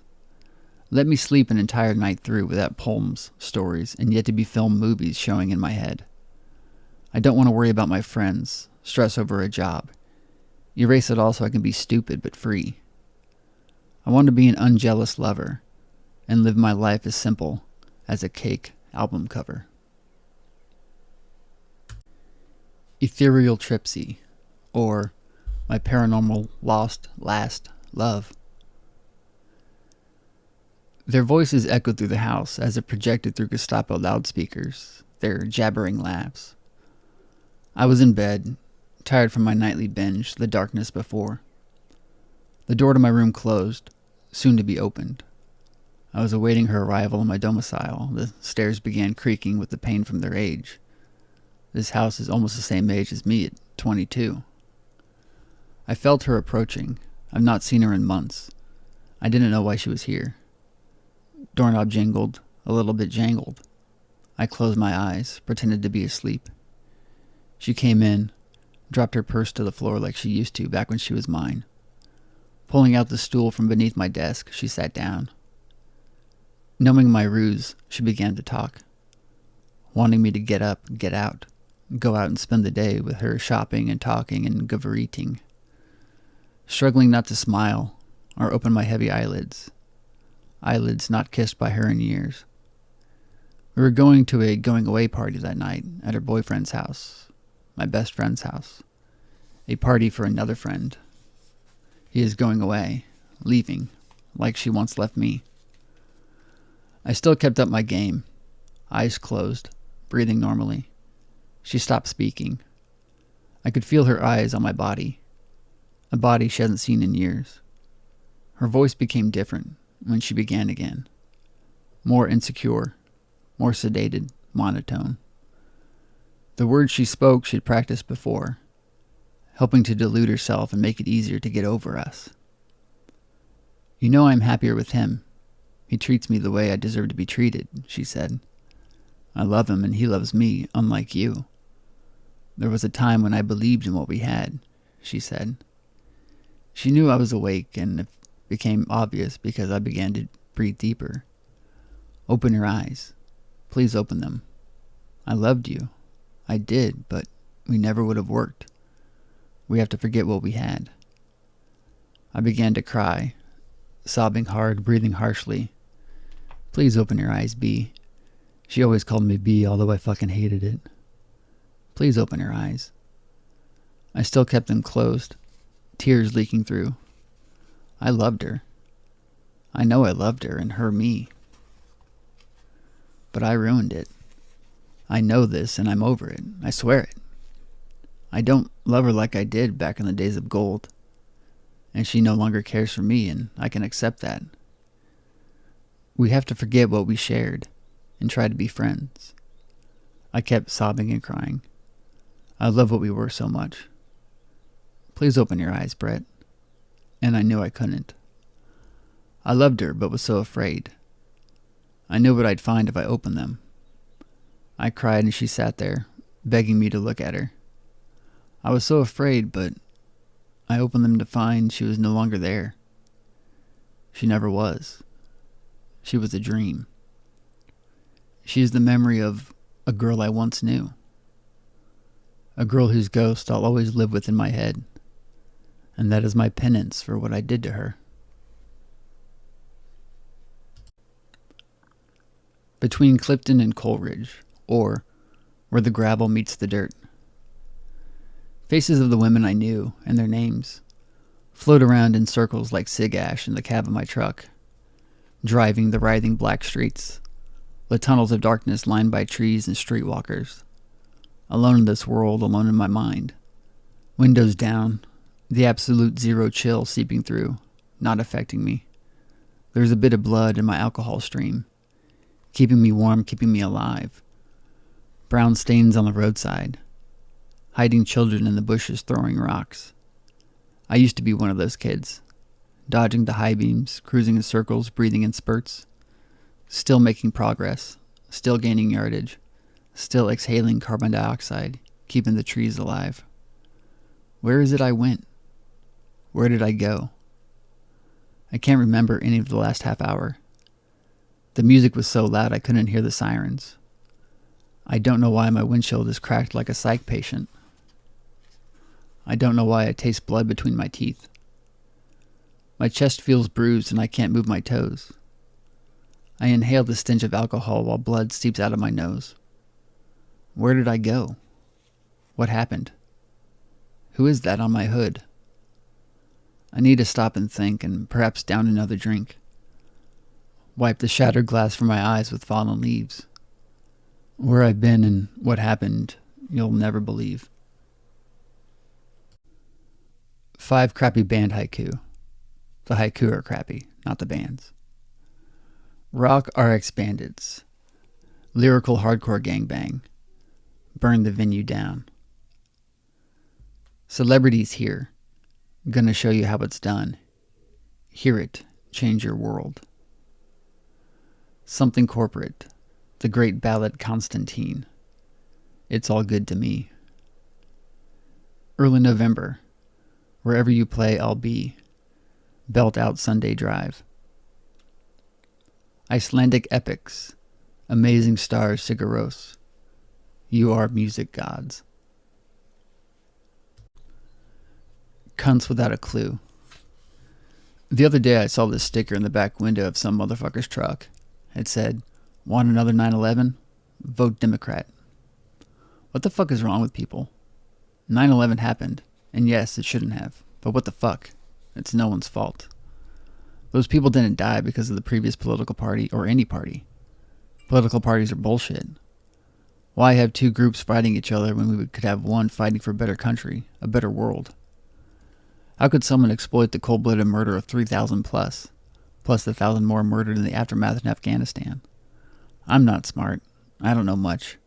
I couldn't do anything to make this world better, but I do know that when I look around and see people pointing fingers and blaming each other for the spilt blood of the innocent, I want to cry.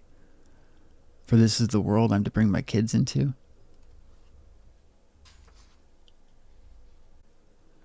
Thursday wakes up silent. I want to believe Jeff when he sings, "We are cured, we are cured." He's a good man, and normally I'd accept his word. But the air in my lungs, it burns. The taste in my mouth is sour. For the people who want to kill us, or the people with all the power.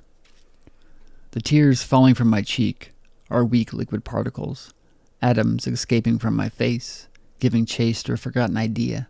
I don't want to see ya.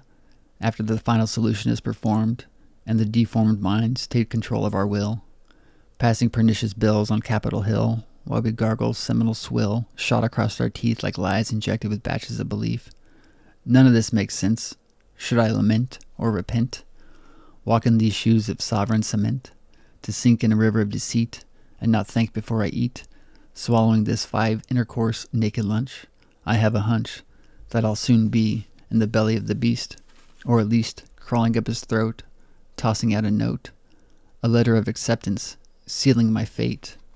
As of late, I don't really feel like fighting the power anymore, just giving in and bending over, sucking it like a whore. Curtain lights up, or the beginning of Act 2. I now know who I am and what I'm supposed to be. I've changed, transformed, reborn anew. Do you have what it takes to stand here next to me? I will never again feel bad for all those fucked up things I did. I paid my debt and did all I could to make it up to all of you. I don't fucking care if you like my first book, my second, or my third. I won't defend or protect my art or stand up for what I wrote, but I also won't apologize for a single line. I'm going to keep writing, keep reading, keep on this track of rebuilding myself. You do what you gotta do. I still care in a way. You're all still my friends and enemies, but I'm not going to rearrange everything for you. Not anymore. I'm not going to let you keep me here, in your day-to-day routines. One by one, I'm crossing off items on my list of hopes and dreams.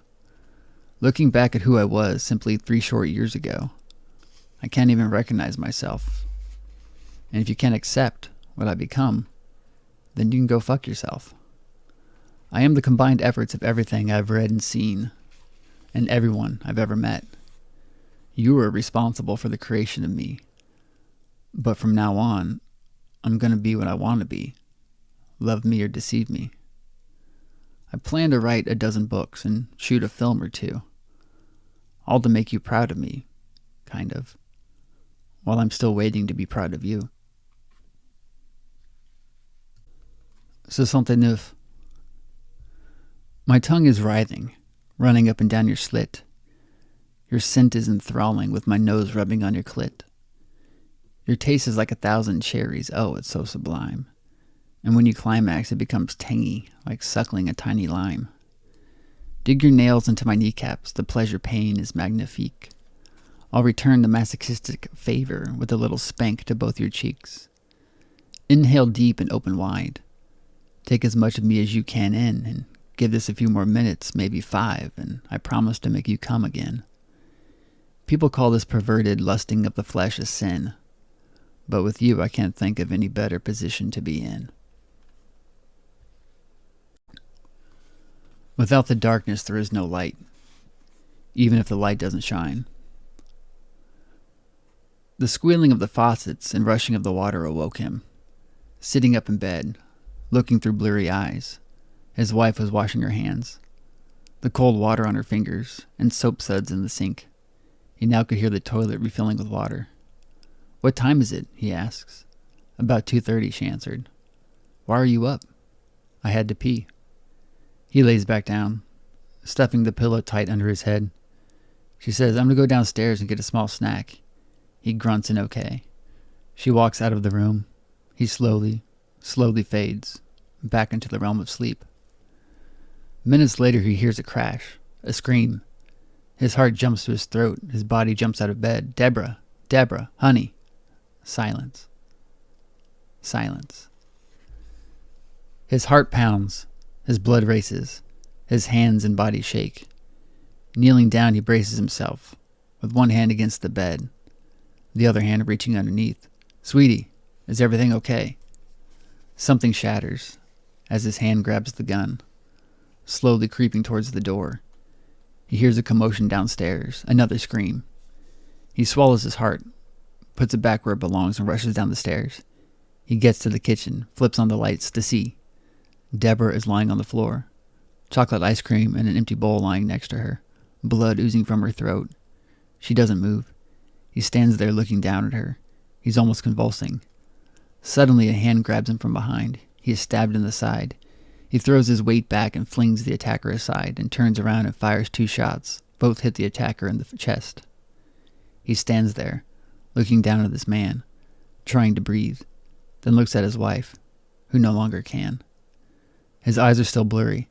Is this a dream? A nightmare? He steps forward and fires one last round into the attacker's face. He drops the gun to the floor and walks in a daze back upstairs, clutching his bleeding side.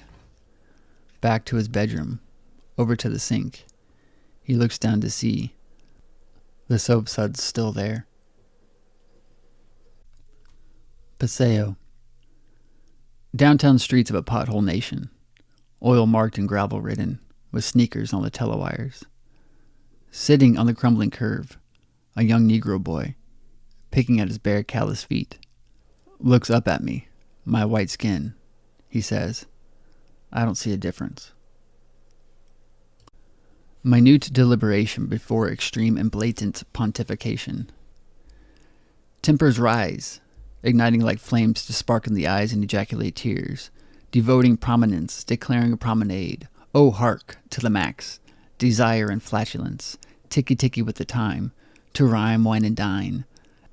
Explode the drums and pluck the strings, piano wire lashes falling from your face, fire burning, a glowing hearth. Also spake Zarathustra, projecting from the phonograph. Arms outstretched, fingers curled, back arched, shadow cast like a fisherman's bait, catching onto the joke whose punchline dangles in the air, like the 8-2 man from the gallows on All Hallows Eve, deceiving the masters, shriek a shrill, "Oh please, touch me till no one sees." Trumpets blare, and we are here, naked in the sea.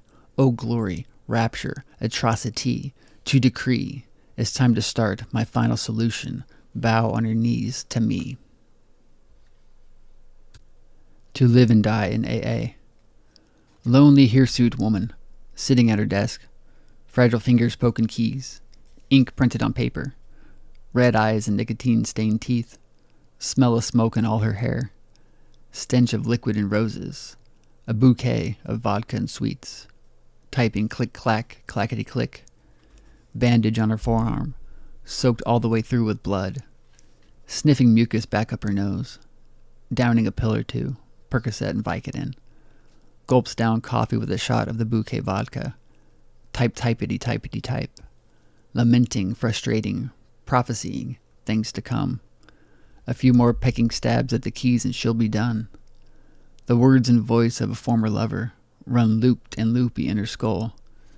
Say goodbye, 'cause I'm leaving. I can't stand you anymore. That woman used to love her, and she still loves her back. Typing out an apology, and I'm sorry, and I'll never have you back, with a typity-clickety-clack. Pausing, breathing, exhaling, looking out the window, a pigeon shitting on a railing. Time to take a dive, she says, clack-clickety. Pulls the paper from the carriage, rolls it tight and sighs. Downs the last of the vodka, shoves the letter down the bottle's neck. Opens the window, tosses the bottle into the breeze, dives off of the railing and races it to the ground. The pigeon, done shitting, flies into the apartment and lands on the typewriter, pecks and pecks and pecks at the keys. The end. Tryst, or tryst. A short one, not many words. Listen. Tell me where it hurts. I can't apologize enough for killing you, but I want to live, so you can't. I'm weak and feel threatened by you, so I stabbed you in the back. Too bad. So sorry. Goodbye.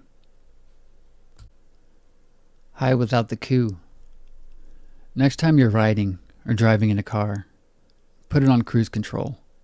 Crawl out the window onto the roof. Ride it like a skateboard and leap into the air. Dive. Try to fly. See if the angels catch you and take you with them. Seshara.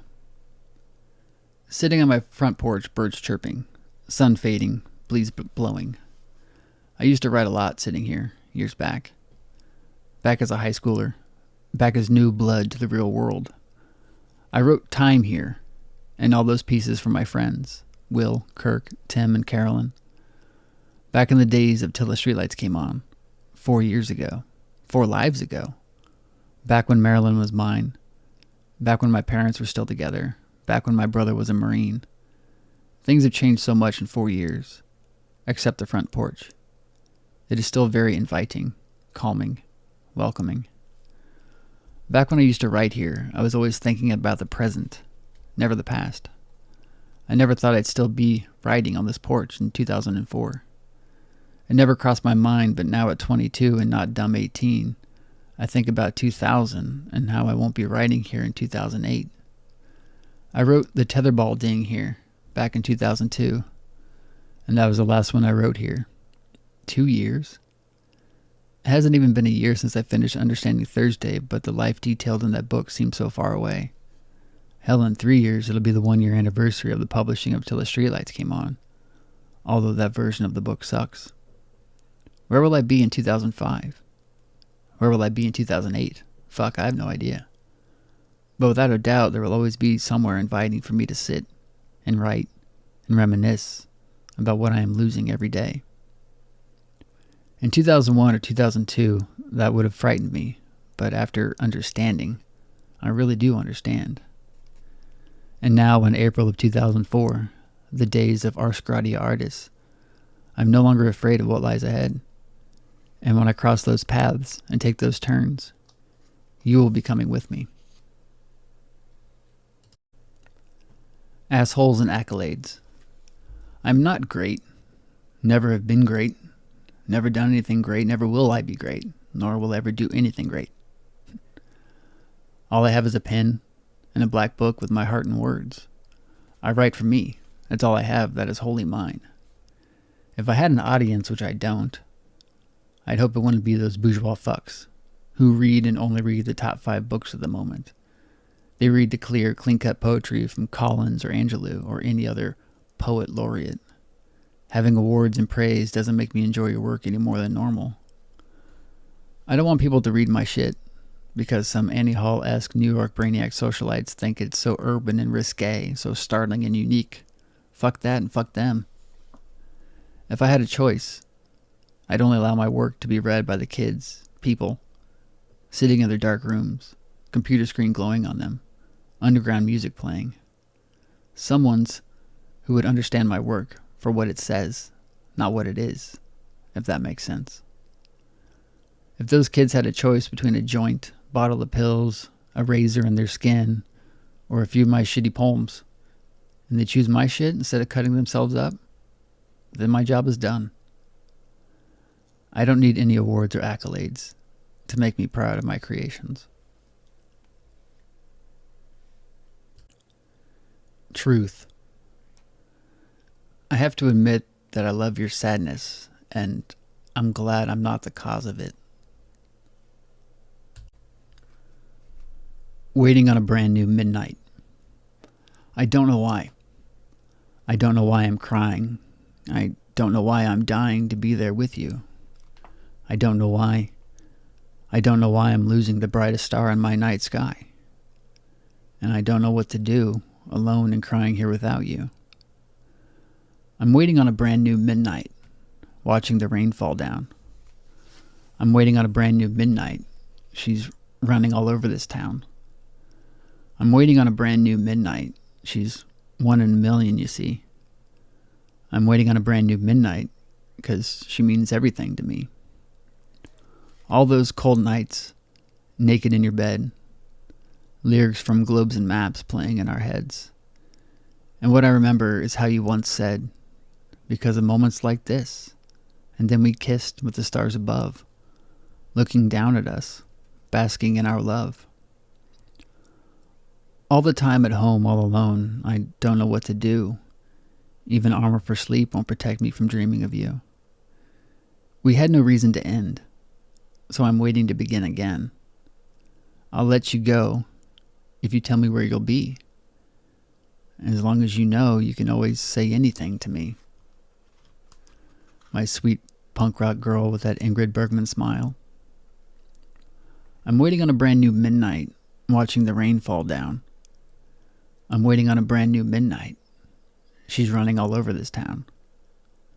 I'm waiting on a brand new midnight. She's 1 in a million, you see. I'm waiting on a brand new midnight because she means everything to me. It sometimes seems that I have no life without you, and there's no other way to be, because you're life to me. Come back someday to hold me tight as we rise on sunbeams and fall in the night. And no matter what, through all the fights and the lies, you shall always remain the brightest star in my sky, because you're life to me. Because you're life to me. Because you're life to me. Because you're life to me. I'm waiting on a brand new midnight. It will be a sight to see. When she comes back, loving, kissing, and making me the happiest man you've ever seen. I've held on to this hope for so long, but still, we're fading like this song. Your featured presentation will begin momentarily, or pulling the plug from the dam. Waiting. Always waiting. We're always waiting. For what? Why do we sit here? Thumbs either twiddling or up our asses. Biting. Always biting. We're always biding our time. We all harbor the power to do and say and create anything we want. But we don't. We're scared. Why? We all are amazing, but we hide. In chat rooms and through text messages, we spill our guts, bare our souls, but no one really sees. We we fucking need and must shut off the computer, smash those fucking phones against the wall, and grab our books of written word and make them spoken. Stand on our roofs and yell, I am here. This is what I have to say. I look back at history, at everyone who made a difference or started a generation, Kerouac and Ginsberg and all those beat cats. They were around my age when they changed society. They completely shattered all of the rules of writing. But what was it about them? Why were they the ones to do it? Because they were so smart? They were smarter than me, that's true. Was it because they were talented? Perhaps, once again, they were more talented than I'll ever be. But there were and are millions of people smarter and more talented than them. So how did they do what they did? What was it? It was guts and balls. They were fearless, completely unafraid. They just did what they did and said what they had to say, not caring about perception or about what is correct or not. They weren't afraid of their weaknesses, completely unashamed of what they were, either alcoholics, druggies, or queers. They had the strength to say what they felt they should. That is why they were remembered, and was why they were great. Are you great? Can you be? Or are you still afraid? Can you log off and go to a poetry reading? Or submit your work to a publisher? Or let a peer take a look? I want to be great, and I'm ever so slowly gaining that courage. To step into the world with my thoughts and words blazing. I want to change this place, and if I fail, okay. But I'll fail trying, rather than be a failure while hiding. Words and passwords. Sparkling crescent smile. Moonlit eyes cry, ready to sigh and scream. Baby doll singing, wringing her dripping clothes. Young child writing, bleeding some poetry and prose. This is, to me, how it seems. This is the killing of our dreams. Tranquil nights of colloquial lies. I am covetous. I am a lover of beauty. I am a jealous man. I am all that you need. All I want is a lady, and kiss her the way she deserves. Dazzle her with my fingers, and comfort her with my words. April 16th, 2004, Friday. I just want to be the final piece in the puzzle that is your jigsaw heart. Something rarely said. I just want to say, I am proud to live in the suburbs. I'm proud to be middle class. I'm proud to be male. I'm proud to be white. Passive crossover, or equalization of the solar cells. Rupture this heart. The sun is casting looks and wicked glares. I sweat and dream, for nothing is as it seems. Lightning rays and moonbeams. Echoes flicker. Sound waves fade. In the days of the invincible youth. Weekend drunken benders. Alcoholic teen dreams. Rage-filled machines. Stereos blastin', drugs lastin' as the clothes come off. With a lick and a touch, a two-handed toss-off.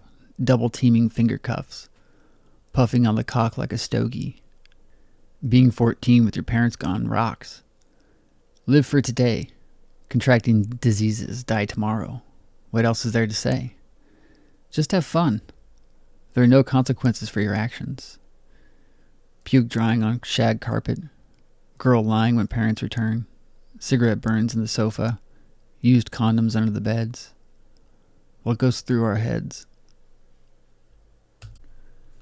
Freedom fries, or the All-American All-Stars. He doesn't know he's going to become a junkie in 2 years and overdose in 3. She doesn't know she's going to fall in love tomorrow and be heartbroken in 6 months. He doesn't know his mom will kill herself in 2 weeks. She doesn't know her son wants her to die. He doesn't know his girlfriend is sucking another cock right now. She doesn't know the cock she is sucking has syphilis. He doesn't know he has syphilis and will spread it to 3 more mouths and cunts. She doesn't know she's going to lose her virginity tomorrow night, and that it won't be by choice. He doesn't know he's going to lose control and rape his girlfriend. She doesn't know she's going to marry a future pedophile. He doesn't know he will eventually molest his daughter. She doesn't know she will slowly poison her husband over the course of 4 years. He doesn't know he's going to drive drunk and kill a family of 5. She doesn't know what love is. He doesn't know how to love. She doesn't know she's going to be buried in a barrel. He doesn't know he's going to discover his sister's body buried on their farm. She doesn't know her first drink will lead her to 100 random rooms and to dozens of anonymous meetings. He doesn't know his first joint will burn down his house. She doesn't know that sperm donor 3Z95 is her brother. He doesn't know that tomorrow he isn't going to wake up. She doesn't know her father. He doesn't know his mother. She doesn't do anal. He doesn't know he's going to make her. She doesn't know that the telemarketer that called her was her long-lost father. He doesn't know the gun he bought when he was 22 will blow out the brains of his son when he is 7. She doesn't know the man she's been sleeping next to and calls her husband. He doesn't know his daughter is being double-teamed right now. She doesn't know her son is jerking off to gay porn. He doesn't know why, when he closes his eyes to write, this is what he sees. He doesn't know why it doesn't bother him anymore. He doesn't know. Brett Fly and the Kelly Goat, or I'll Never Stop Loving You. When I dreamed of us, I saw many more kisses before going to sleep, and a lot more waking up in the middle of the night and making love without saying a word. When I dreamed of us, I saw your starry eyes filled with tears as I was down on bended knee with the ring held out before you. Not that it was ever planned, but I knew how I was going to propose, and it would have been incredible. When I dreamed of us, I saw a lifetime of I love you and I love you too. A lifetime of me saying you're beautiful and you telling me to shut up. When I dreamed of us, I imagined coming home from work to find a blanket laid out on the living room floor, music playing, a glowing fire, and your naked body waiting for me. When I dreamed of us, I saw our small wedding, with our drunk friends yelling and our moms crying. And I saw our honeymoon with 3 nights of hot sex under cool moonlit sky. When I dreamed of us, I saw 1,000 nights of you and I lying in bed watching old TV shows on DVD. Friends, The West Wing, and Family Guy. Me liking them and you telling me I'm stupid. When I dreamed of us, I saw you saying over and over that we were never going to have any kids, but you'd give in. And when you held the first one in your arms and looked at me, I'd be seeing you at the happiest point in your life. I'd be seeing my child's new mother. You'd make a terrific one. When I dreamed of us, I saw a garage with my little economy car to get me to work.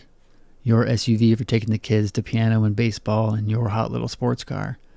I'd hear you saying over and over how they're yours and I can't touch them, and how sexy I would find you and your hard-headedness. When I dreamed of us, I saw you and me building our children's beds and bookshelves. You holding our baby as I read to him or her and our other children. The animal mobile spinning and casting shadows on the walls. Walls painted like the sky and clouds, which you chose. When I dreamed of us, I saw images of long talks in bed after tucking the kids in, followed by an hour of me watching you as you sleep, facing each other, me inhaling the breath you exhale, and not wanting it any other way. When I dreamed of us, I saw myself walking into our bedroom on a day you stayed home sick from work, knowing you, though this would be rare. I'd see the blanket draped over the window, the room filled with a blue hue. I'd see you there and flash back to the day I visited you after the wreck. I'd think about how far we've come and how we did this together.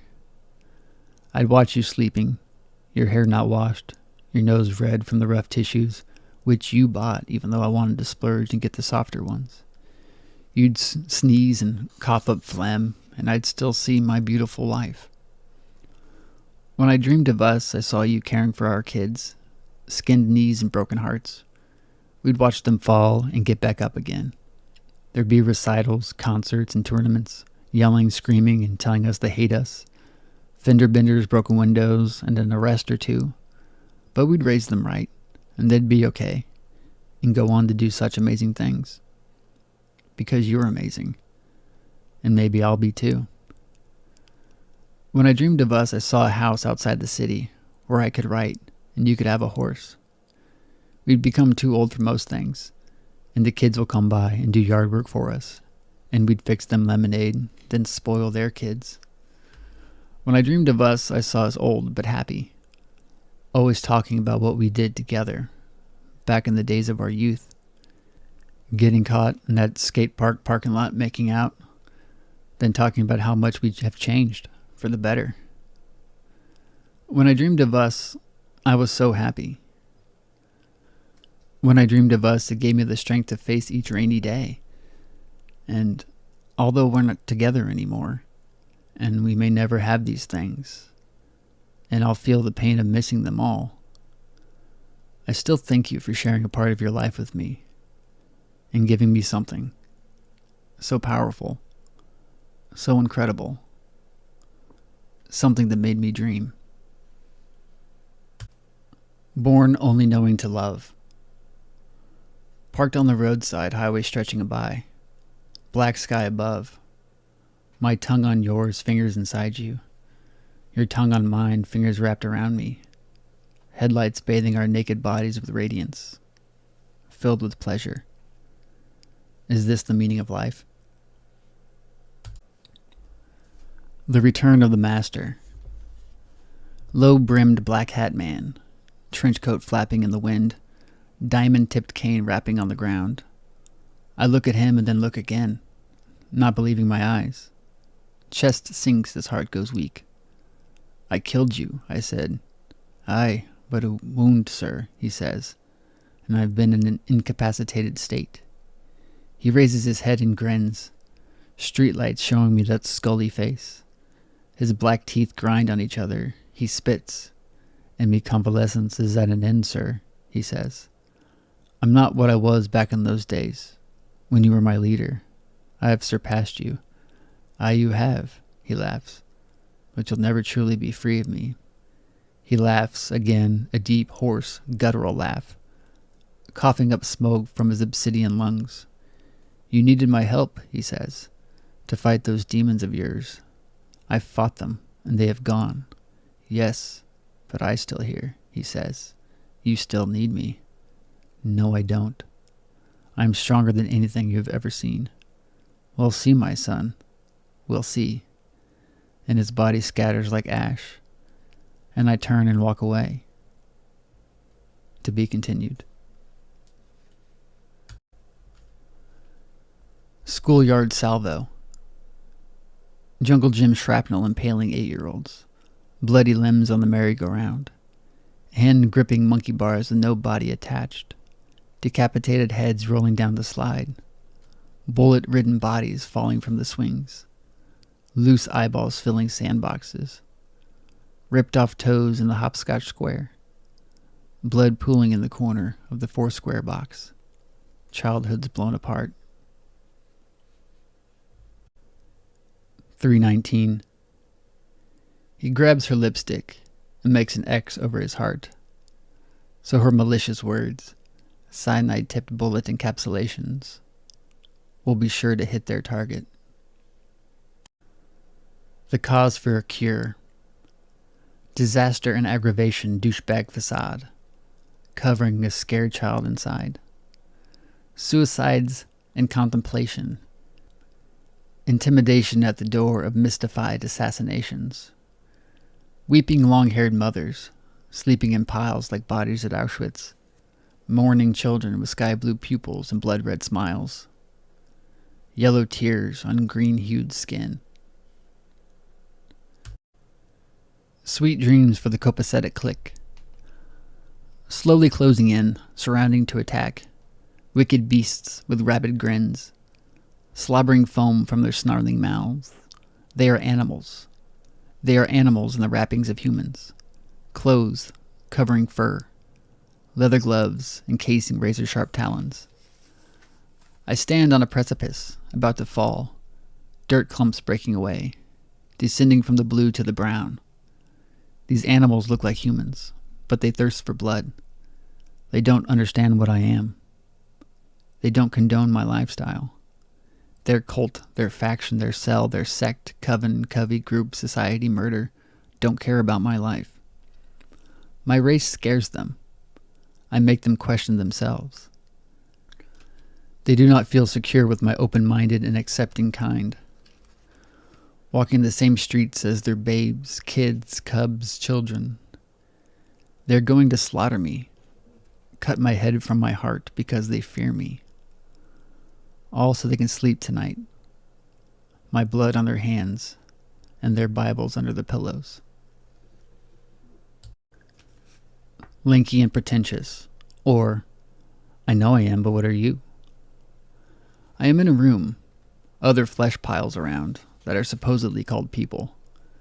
The girl with the bleached blonde hair and tanned leather skin, 2 pounds of makeup and gallon of perfume, mouth a-flappin'. The guy with the frosted tips, cleft chin, silver watch, seashell necklace, and khaki shorts, white teeth a-flashin'. That tattooed goth chica, pierced nips, red streaks in her jet black hair, thinking about cutting and wishing she was the pretty blonde, ranting about the rapture. The computer nerd with the Vivaldi t-shirt, denim shorts that used to be jeans, pimply face spitting out disses on the cleft chin guy, hoping he doesn't hear. Everyone is spouting gibberish, conversing about themselves, mindless conjecture. The scruffy-faced poet, with crooked yellow teeth, pimply back and dry scalp, sits in the corner, judging them all, thinking he is better but knowing he's not. He is just a separate piece cut from the same pie. Everyone is spouting gibberish. Everyone is talking aloud. So who the fuck is listening? Just the judge and prick of a poet, and he really doesn't give a shit about changing the world. Masticating his testicles. Reading light casting shadows. Silhouette bombarding walls. His contour painting the room in black over forest green. The fan overhead blows. A voice sighs from the speakers. A song. Something about love will find a way. Cutouts and pictures from magazines pinned to the shadowed walls. Boxers down at his ankles, knees burning on the rug. Body hunched over in a prayer position. Cool breeze blowing his hair, caressing his throbbing manhood, arm vibrating back and forth like a piston, imagining the girls that came before and dreaming of the girls who will come after. Eyes closed, breathing deep, heart pounding. 2:35 a.m., the rest of the household asleep. He sighs, and then release. The visions fade. Breathing slows, heart resumes its normal rhythm. Looking down at the toilet tissue in front of him on the floor. He's just a boy, in a dark, shadow-filled room, in the suburbs, in the middle of the country, in this world, alone and tossing off.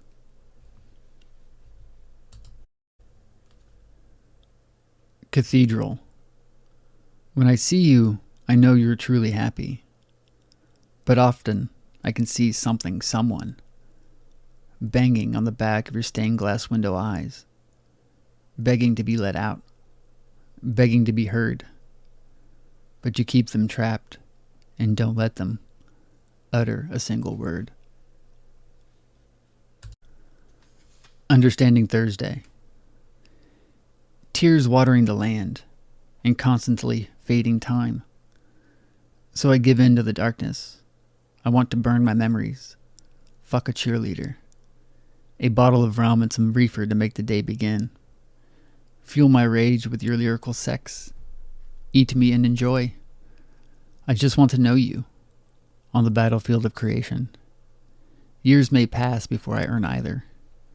A cold December night. Heartless angels strap on their gravity boots, dreaming the pain of tomorrow. A frozen boy with a voiceless scream. Nor will I ever be. Your love and trust, screaming in her mind, depleting hope. Take a chance with redemption. Genocide of the outsiders by the masses. Days go by and things can only change. Of their conflict and pain. Your religion sealed airtight? The treasures of a childhood reborn. Fuck, fight your friends. Commit me, please. I built my wall. All is fun in numbers. A small tingle where you touched me. Now it's time to talk about someday. Feeling the mounting depression. At my cowardice and begging. Whore buying and junk addictions. Killing the places I fucking love. So tall they scrape the heavens. I know I do it too. Touch your lips to mine. To see one night through in you. Don't say the words we're done. Live for every second. It all ends with a bang. Your end will be coming. Friends are your downfall. It's hard not to hurt you. Because I'm struggling not to love you. Too soon I fell from grace. This moment forever yesterday. Nobody really liked him. Touched the light. A universe away. Which we will never share. What I look like naked. Your kisses on my eyelids are forever. I've done more than you. We burned for 2 years. The pumping of their crotch. I will laugh at their pain. What has life done to you? And destroy our past. My frankness and brutality. The one above only loves. In the gun went and out his brain came. How can I make it through the night? A frozen shell of a once warm man. Why can't you save me? Because of moments like this. And she can't remember his name.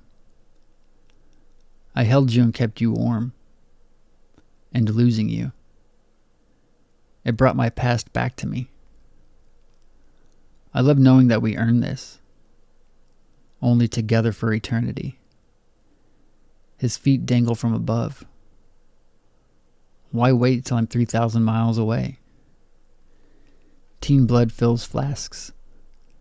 And the past I see as golden. No tears or cries for the martyr.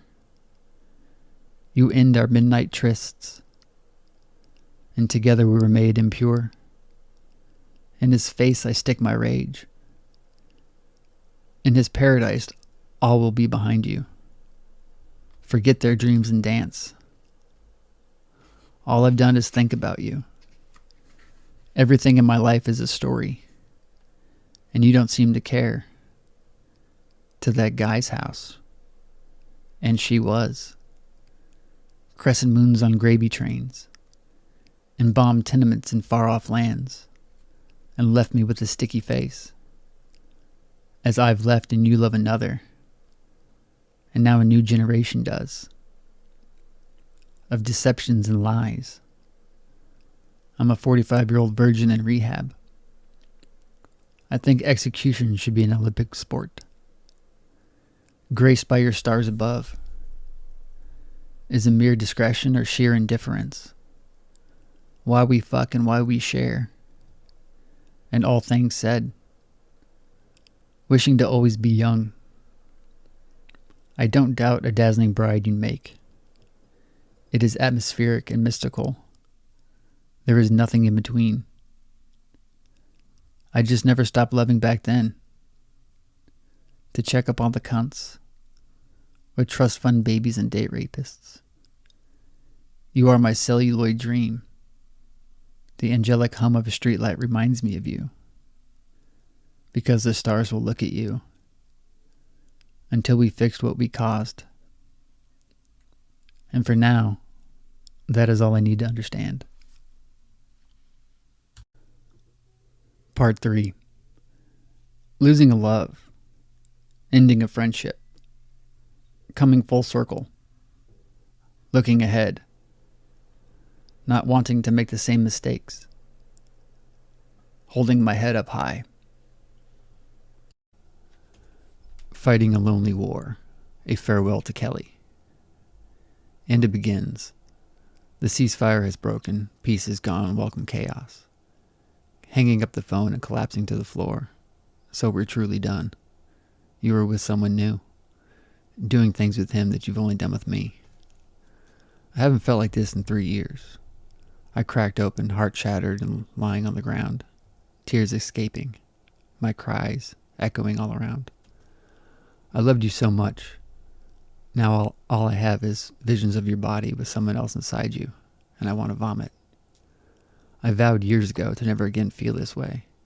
Never let anything, anyone, affect me like the last girl. But I loved you so much more, and this pain hurts 10 times worse. You fucking broke me. You fucking broke me. I've cried very little the past few years, holding back a dozen tears, but haven't broke until now. And I fucking broke because of you. You fucking broke me. My tears soaking my hands like raindrops in that song you love. It's easy for me to fall in love, but so hard to fall out. Girls always complain about men not being able to commit, and that's because it's easy for girls to walk away from love, while the men are left feeling like shit. I want you to look up. Look up at that night sky, while I sit here and wait. Do you see all those stars? The ones I once compared you to? Watch as I destroy them all, and pull the remainder from your eyes. I'm going to implode them, so you can never have them. Create black holes like the one in my chest. I'll be here waiting, while you're out there with him. I won't allow myself to think about you, and I've already erased your number from my phone. What is so great about love? You always lose it, and it makes you never want to love again. I am so stupid. I'm such a fucking fool. All I ever did was be great to you and treat you the way you deserved. Gave you everything you wanted and loved you as much as I could, so I guess it was obvious to see that I don't deserve you. It's funny, isn't it? My imbecilic notions. While I'm here writing poems for you about what I dreamed of us and how amazing I thought you were in bed with someone else. That just goes to show me that this is what you get when you try your hand at love. I now kind of wish I hurt you, or used your body to merely get off. I wish I would have hit you or not appreciated you. That way the pain I feel would be somewhat justified. What I feel right now makes me hate and regret everything we ever did and had. I'm happy I don't have that many pictures of you. That way there's less for me to burn. Not like I really would, though. You once asked me how many girls had I had sex with on the bed we shared. I was surprised but proud to answer 2. You and the other girl I once knew. And I thought how interesting that the only girls to share that bed were girls I truly loved. Ironically, yesterday I bought a new bed, and today I learned you slept with someone new. So now the slate has been wiped clean, and the next girl I'll fuck on my bed will surely never be you. In this you won, and I lie defeated, heading off to fight to the next stage of this war.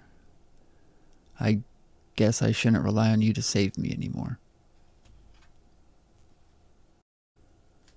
Black Dog Blues. Another time of my life is over, so I write it down, fold it up, and toss it in a box labeled Things to Forget. Tuesday after next. This is top speed, maximum explosion, an illusion, an intrusion into your soul. What a fool you must be to allow yourself to fail, set up to break down, build up to fall. There is a drive in you, boy, a deep down abyssal desire to lunge into the air and fly through hoops of fire, run razors on your skin, and turn your back on all your friends. Run away, you weak fiend. Go back to what you were. Do you remember? How easy it was to fucking flee? Hit it and quit it? Nail it and bail it? Hump it and dump it? Fuck it and chuck it? You can be that again. Rip out your heart. Tear it to even more shreds. Make sure to connect eyes with your victims as you destroy the innocence in their heads. Everything goes round and round, begins and begins again. Everything runs in circles. There goes the calliope to crash again. Remember how we've alluded to this before? You are destined to drown in your past and live with the mistakes you've made. But now it's even worse. You're so fucked up you will now burn for all of the good things too. You've been down this road before, back when Understanding Thursday came rapping at your door. Midnight has come and gone. Awake, in bed, thinking about you but looking at a picture of the girl I was with before you. I see her and I at a dance, posing for overpriced pictures. When I try to remember it vividly, I can't. Can't remember even being there. All I have is this 3" by 4" pic to prove it ever happened. When I lost that girl, I fell so far and felt so goddamned hurt. This was fall 2001. Now it's spring 2004 and I look at her and feel nothing. I don't remember what her hair smelled like. I can't remember the feel of her kiss. All I know is that I don't know anything about what it used to be like. So I'm up with you in my head, wondering if in 3 years I'll look at a picture of you and feel nothing. As I lie here in bed, I'm wishing for the pain to stop. I'd give so much for it to go away, although, truthfully, I'd rather wish for you lying here beside me, the stench of your hair in my nostrils, and the feel of your kiss on my lips. Cool as shit, and shit's pretty cool. I have a vial of liquid forever in my pocket, a gram of infinity's power in my locket. Want to drop a drip and tip a sip, moisten our lips, and take off like a rocket? Stories for Once Upon, or English Shiterature. In my freshman English class, I wrote short stories that had profane words, and my teacher said I couldn't do that. We watched Hitchcock's Rebecca, and as a creative writing assignment, we had to write a new ending. Mine included T-Rexes with bandanas, afros, Nazi Smurfs, and a large explosion. My teacher said she wouldn't accept it. We did a section on mythology, and we all had to write reports on mythological figures. Mine was Prometheus. This assignment was mandatory to pass. No matter what grade I had, if I didn't do this, I'd fail. So I wrote it last minute, and it went like this. Prometheus was a man who created fire. Every day a vulture would eat his liver, but luckily it grew back, and passed the class I did. In sophomore English class, all I remember doing is reading Antigone. Besides that, all I can recall is flunking the entire second semester and going to summer school for 3 weeks. In summer school that year, our teacher was new and cool. We'd go to the park for 2 hours every morning. This is where I wrote my first poems, and I remember being shocked at how good they were, but threw them away. Every Friday we'd watch movies. We watched The Goonies, Something Else, and The Almighty Halloween. I wrote a report on Anthony Burgess, talking about A Clockwork Orange and The Wanting Seed.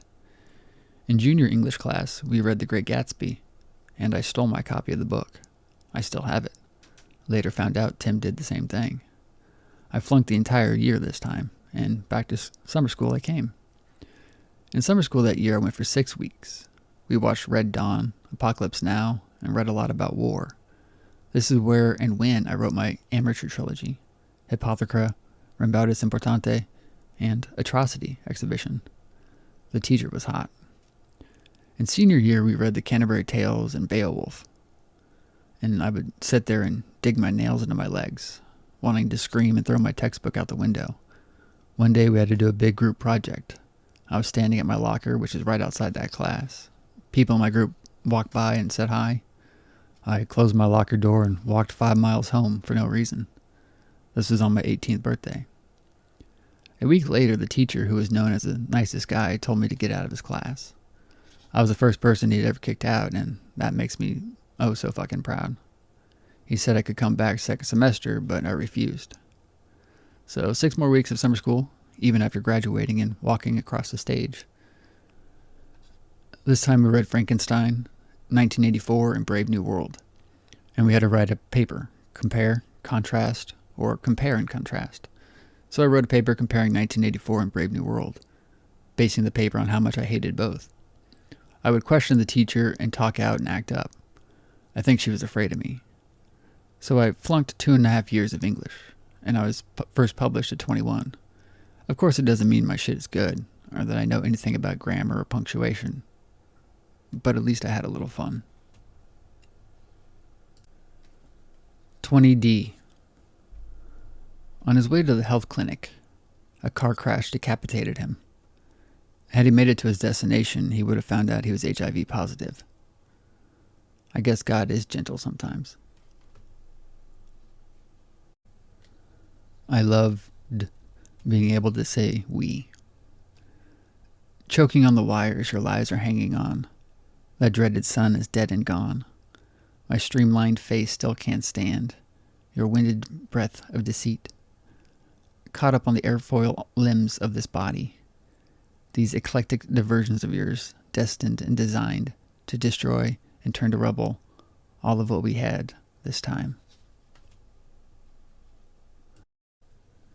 Diverse perversity, or sodomy in the 6-inch degree. Tonight, after your placation and the quickness of jumping into bed, I'm going to find out all the secrets in your head. For my phallus is hypodermic, and my semen sodium pentothal. I will inject you, and you will confess your sins.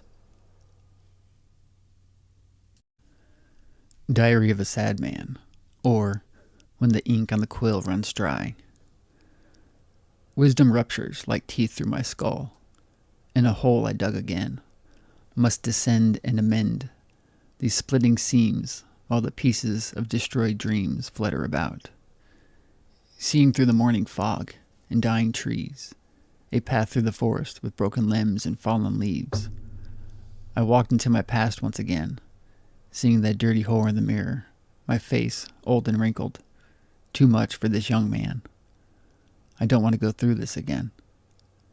The air I breathe is a chemical powder, struggling mind over matter.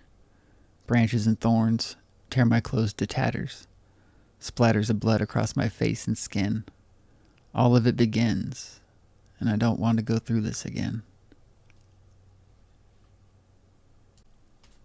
Cubs in the lion's den. All the crying children take my hand as the bullets fly through this wasteland. Book bags dropping, sprinklers raining, and lockers explode. Children dying, cameras filming, and the TV rights are sold. In this institution where everything is unlearned, the patients are the students, are the victims. Pipe bombs go off to singe teenage skin and burn. No prom this year, just a newborn dance of fear. Tomorrow there will be metal detectors and SWAT members near to teach and instill the mentality. Death for fame is a commodity, and then in this real reality, only through violence will the deaf ears hear. All the children crying, take my hand, let's try. As the bullets fly through this wasteland, we'll die. All the crying children, take my hand. To heaven our souls will send. As bullets fly through this wasteland, we face our present end. Innocence dies in seconds, without a second of hesitance, and all we have on the plates to blame are the hard-working, apathetic parents. Our children and future murdered in a day, sucked up, covered over, and swept away. 5 years ago, the perception of teens changed. 5 years from now, I promise, a new tragedy will make the last look like chump change.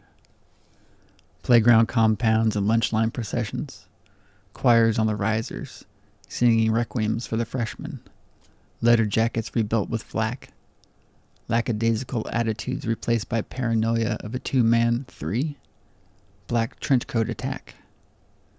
Adolescence is all but gone. Pubescent exploration is a thing of the past. All you have is guerrilla warfare in the study halls, and code red drills with fire blankets on the walls.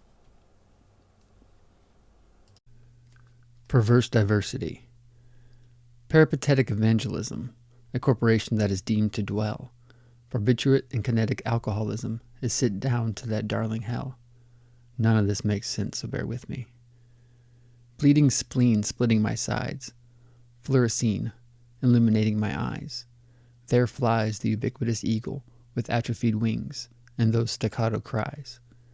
Bleat the beats of bilingual terrorists with bile-stained fists and filibustering scrappy fisticuffs. Stone-cold frozen faces lying to rose-cheeked bluffs. Bluffs so high and melancholy, if you spit it'll drain you dry. Masterful teachings by an underdog, hogging all the truth. Goth and mystic delusion allude to starving, raving youth. A springboard dive into a pool without any water. Like a rotary engine, I have a 3-chambered heart. It's all there for your pleasure to rip and tear apart. Your allegorical rhetoric and diarist fake loquaciousness is all the front for your surreptitious, delectable, and atomic fireballs. The pug-nosed bitch with droopy tits wants to sample my taste. So I say fuck it, take it out for her to suck it. It's only my life I'll waste. High fives in a coffee house. Is it time for another poem of hope about a heartbroken man learning to cope, washing away his dirty past with antibacterial soap? Yeah, maybe, probably, but truthfully, nope. Only when I look down at the black lines on this almond page does the pain in my head no longer rage. Visions of the girl I loved, even with her statutory age. All those times with her unfold as glorious images in a sparkling, poetic masquerade. United Rape of America, or Suck My Dictatorship. Pitchforks and bricks, and high-flying fists in the air. Golden sun baking the ground. A million men, women, and children protest, riot, screaming yells and sounds down the streets of D.C. In the mall, battalions of families gather rounds. Politicians held up in the Capitol, stuffing notes and bills into suitcases, not looking out the 5-story window, not gazing down at the bloated red faces. There was a rebirth of consciousness, a new age of enlightenment. Like a virus is spread from house to house, from anuses to mouths. The citizens all infected with this disease called thinking for yourselves. They all stopped to finally inhale. They looked around and saw a world outside their door, reachable and attainable. They glared at the glowing boxes in their living rooms. It contained cancer called TV. People stopped and tasted the food they ate, feces in the form of microwavable stupidity, bite-sized bits of apathy, mouthfuls of control. With these new eyes they saw that this country is a rapist, fucking the asshole of the world. That this so-called government are pedophiles dangling candy out the windows of their limos. Seeing that church and state are a married gay couple in bed together every night, but telling us through fake media that homosexuality isn't right. That foreigners are stealing jobs and darkies are thieving slobs. We've been chugging these lies for years, struggling to immunize our kids, while politicians pillage and take and get filthy fucking rich, using a terrorist attack as an excuse to blow up Iraq so we can have all of the oil, and the politicians' frat buddies, companies can get the bid to rebuild all we killed. The orphanage that was bombed with children's brains painting walls will soon be a burger playground, either Burger Queen or McDonald's. Civilians lined up in rows, battalions and squads and ranks, staring down National Guard tanks. No longer will we be a nation of fools as we massacre the senators, piles of bodies filling reflecting pools. This corruption has gone on too long. No new world order will we let them make. All of this will be cleaned up, and we will start again once a president's head is on a fucking stake. In the pages, hot off the press. Oh ho hum, on the sand niggers will drop a bomb. Oh boy, what a thrill. A toothless, shoeless girl will kill. Firebombing crowded streets, napalming parks and fields. Bullets in the brains of these brown starving savages after we slice and dice their heels. Here is $100,000 for a Humvee and $69.50 per month of TV. Show me blood and gore, my taxes pay for. But oh my God, a woman's breast on TV? This country has been disgraced. A few words for Kelly on a Thursday night. I know a single kiss from you can make this all go away, but that is far from happening. Still, I look forward to that day. Quotidian Tearjerker, Part 2. She missed 2 periods in a row. She knew something wasn't right. Buying a pregnancy test and confirming its results with a trip to the clinic. She was in fact pregnant, 3 months in. She told her parents, who cursed her. Her father slapped her across the face. Not my daughter, not my daughter. Get the fuck out of my house. She's only 16. She grabbed her things and then ran out the door, not ever wanting to look back. She only has 6 months. Time is catching up to her. She knows she needs a place to stay. There was one guy, a friend from the past, who would help her out. He's been in love with her for years. With tears in her eyes, she knocks on his door. He opens it to see her saddened face. He then opens his arms and welcomes her. He is 19. They met in drama class his junior year. He is well off and very giving. Of course she can stay here. She explained it all, about the baby, her parents, and he was the first to know about the rape. He once knew the guy who did it and knew he was a fucking snake. She felt bad to use this guy for his generosity, but what else could she do? He too was lonely and needed someone, and 1 + 1 = 2. She kept her job at the paint store to help pay her share, saving as much as she could to start her life anew. He would come home from work and hear her crying and throwing up in the bathroom, holding flowers and a teddy bear. Months passed and they grew closer, becoming the best of friends. Then on June 12th, her water broke and they were never the same again. He rushed her to the hospital and into the delivery room. He was beside her the whole time during her 10-hour labor, just like he was there for her for the Lamaze classes every Tuesday and Thursday night. He was there, through it all, the contractions, placenta flying, and the pain. It ended at 12:03 a.m., when the first screams of the newborn were heard. She looked up through tired eyes, sweat pouring over her, and her body aching, and saw him crying. Her best friend, and in this instant, she knew he was a father. Maybe not biologically, but he was truly a friend, and a real man. They put the young daughter in the new mother's arms for the first time, and he sat beside her in her bed. They named the child Charlotte, and they knew this wasn't the end. He had a little box in his pocket, and in that pocket was a ring. He was so scared to rush this all. It had only been 6 months. He knew she was still young and unsure of life, but he knew that her love for him would come. He pulled out the box and extended his arm, dropping one knee to the floor, the doctors and nurses seeing him before she did, enthralled by the smell and feel of her child. Her child. Her child. She then looked over to see a diamond ring shining, brighter than the baby's newly seeing eyes, and he said, "I know you don't love me, but you're my best friend and your friend I always vow to be. I want to stand beside you through everything you do. So, Mercedes, will you marry me?" And she said, "To be continued."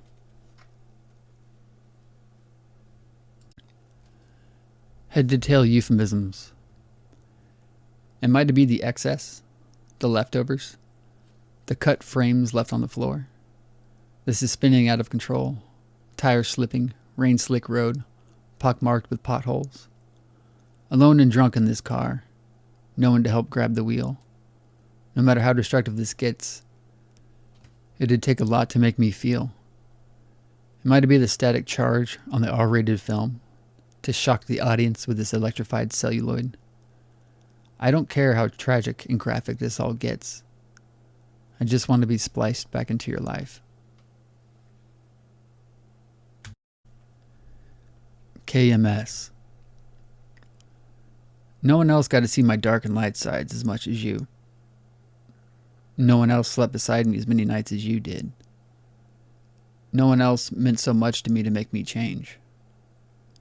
No one else showed me what love really is.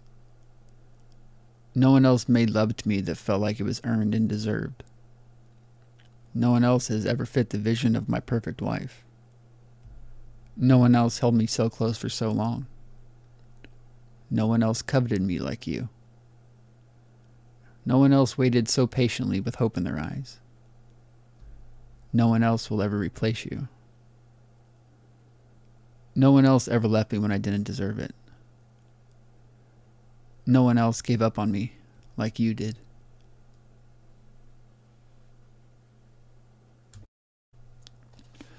Extempore expectoration of the vile yet frugal seed. You cannot tell me that when the planes dive down, and drop the radioactive payload on our streets. You won't look up, knowing this is the end, a nuclear holocaust, and smile with teary eyes to mouth. Thank you.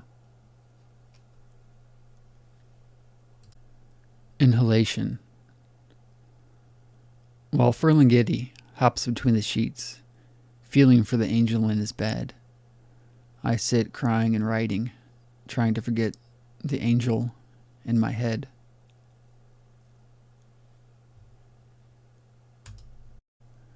May 1st, 2004, Saturday.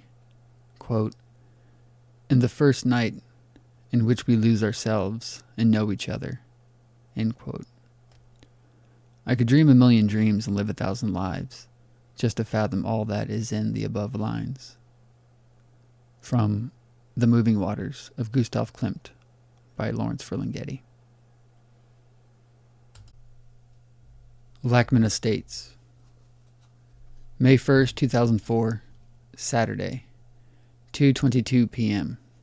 Just like in This Is Not a Love Song by the Juliana Theory. Dusted the living room today, or undusted, as we say. Vacuumed the whole house. Sitting on the porch again, in the green rocking bench swing, or whatever the fuck it is. Division Street is playing. A guy who lives across the street and one house over is out mowing his yard. His name is Dan. I've lived in this house since 1984, come December. If we're still here, it'll be 20 years exactly. Dan has lived here as long as we have. He has seen my brother and I grow from those rambunctious kids to those rowdy teens to lost men. I have never heard him speak, nor have I ever said a word to him. Right across the street, a new family, couple, is moving in. This is the third or fourth to inhabit that house. I remember crawling on a rock pile that used to be the front yard, before the house was even built. For a while it was an empty lot, with houses all around. Back when this was a dead-end street. Back when the Ferris family were our best friends. Steps Ascending is now playing. I remember planting all of the trees in our yard. Once little saplings, now trees that tower higher than our house. They've grown and spread and aged like me. I need to leave this place. War All the Time is playing now. I'm waiting to see the hot girl with a Camaro come out of her house. She lives in the room where Aaron and Allison used to live. Her basement was where I saw my first naked girl in preschool. Her basement is where I saw my first hardcore porn in 3rd grade. It's kind of funny to be able to look at a house and see more history in it than the people that live there now. I need to leave this place. President John W. Quisling. Vote for me in 04. I promise not to lie. Vote for me in 04. I promise to make all the dirty Jews and camel fuckers die. Vote for me in 04. I'll sell you all out to my old frat buddies and cronies, investing your social security into their companies and stock market.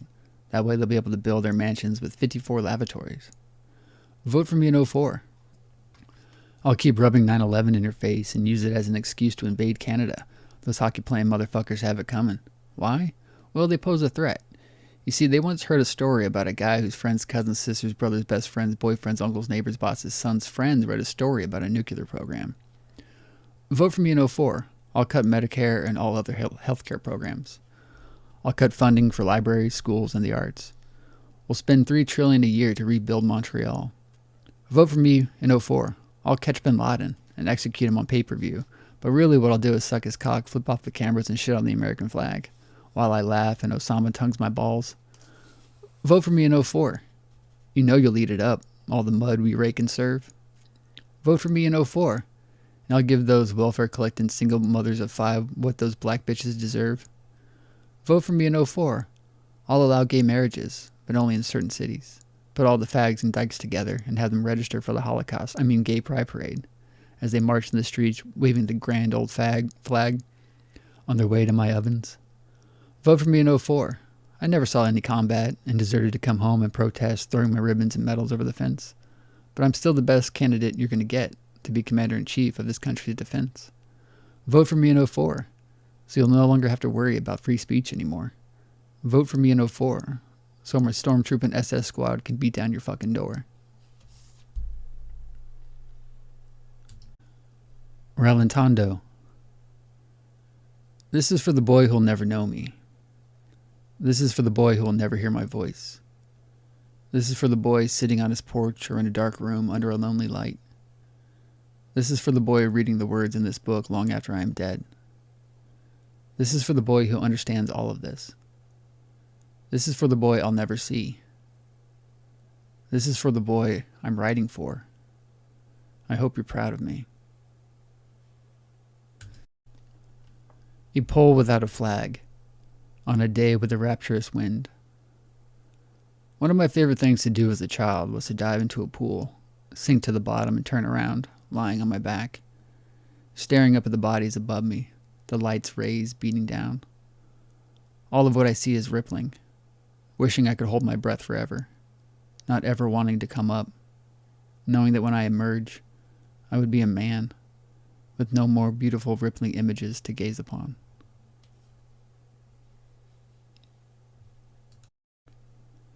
The girl with stars on her hand that she cried from her eyes.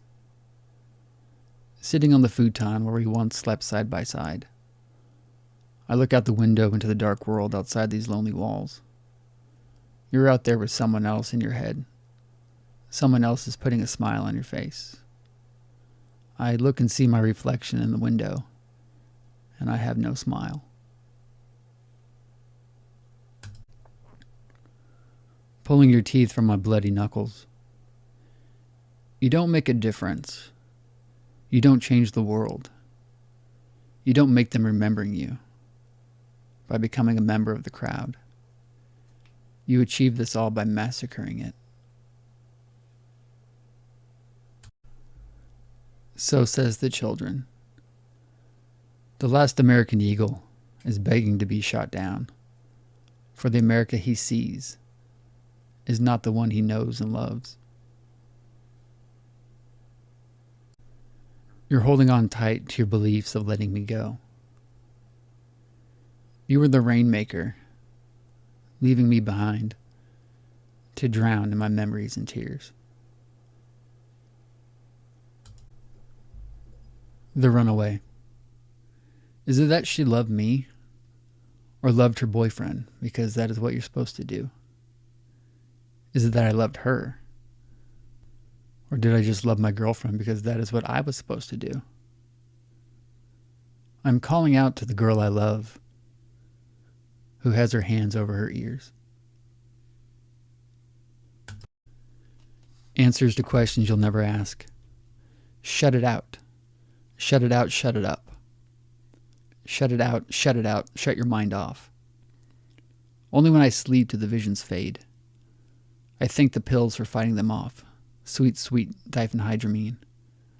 Only when I'm unconscious do I not think of her. But when I'm awake, they come back to haunt me, torment me, and make me hurt. She was my best and closest friend for a year, and I can't face her. I want to cut her out completely, but goddamn, I love her so. It's only been a week, and I'm tired of thinking, and tired of writing about it all. Every line is about who I don't want to write about anymore. The breakup songs make sense again, and in the end, I'll never win. I'm tired of losing friends. I'm tired of loves at ends. I want to turn this all off. I want to turn this all away. I just want to breathe deep and not choke on the pain in my chest. I just want to breathe deep and sleep and never dream. All those dreams I dreamed of you and me hurt me now, because I'll never see your smiling face again. As much as I want to be with you, I know I can't even face you. I've been repeating the same shit in different ways, writing about the love I lost in all my lonely days. Shut it out, turn it off. Please just begin your fade. It's what you want anyway. Cool by association, or a resurgence of the bourgeoisie. 33. Lights are turning off. People are turning their backs. I'm closing my eyes, not wanting to witness their attacks. 34. The cars are slowing down. Bumpers are almost touching. In a hurry to get where we're going, but we stop to see the wreck. 35. Face me and taste my flesh. Guess what tomorrow will bring? Just another day without you, and a lifetime with a finger without a ring. 36. 5 o'clock shadow. I don't know. Trembling fingers and quivering lips. Neck snapping to see twisting hips. 37. See it all fall and rise again to fly away. So smile and cry at the same time to a sentence full of words that'll never rhyme.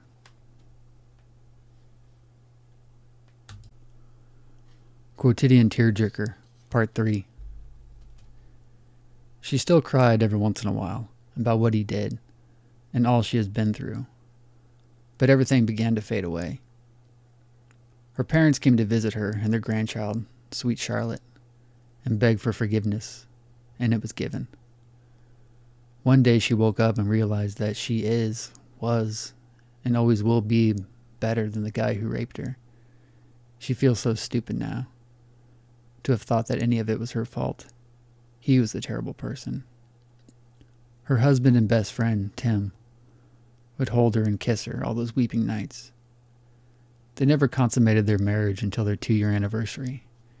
She was 18 and finally comfortable enough to let a person touch her again.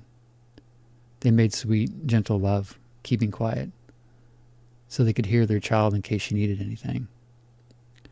She did see the guy who hurt her once more, walking down the street outside of the paint store she is now the manager of. He looked into the window, saw her, and his eyes fell to the ground. He was so ashamed to see her, knowing what he did. 3 weeks later, he was killed when a car crossed the center lane and hit him head on. She heard about this and did feel bad for him, but had no more tears to cry. She is a mother, and a wonderful one at that. She is a wife, and a beautiful one no less. Her husband is the greatest person she has ever known, and her daughter is the most amazing of all those precious stones. She was the victim of a rape, a dark and disgusting act, and that day a seed of deceit was planted. But no matter how deep you plant a seed, it will always grow up and out to face the shining sun, and will blossom to be a gorgeous woman, an extraordinary person. In the end, she made it through.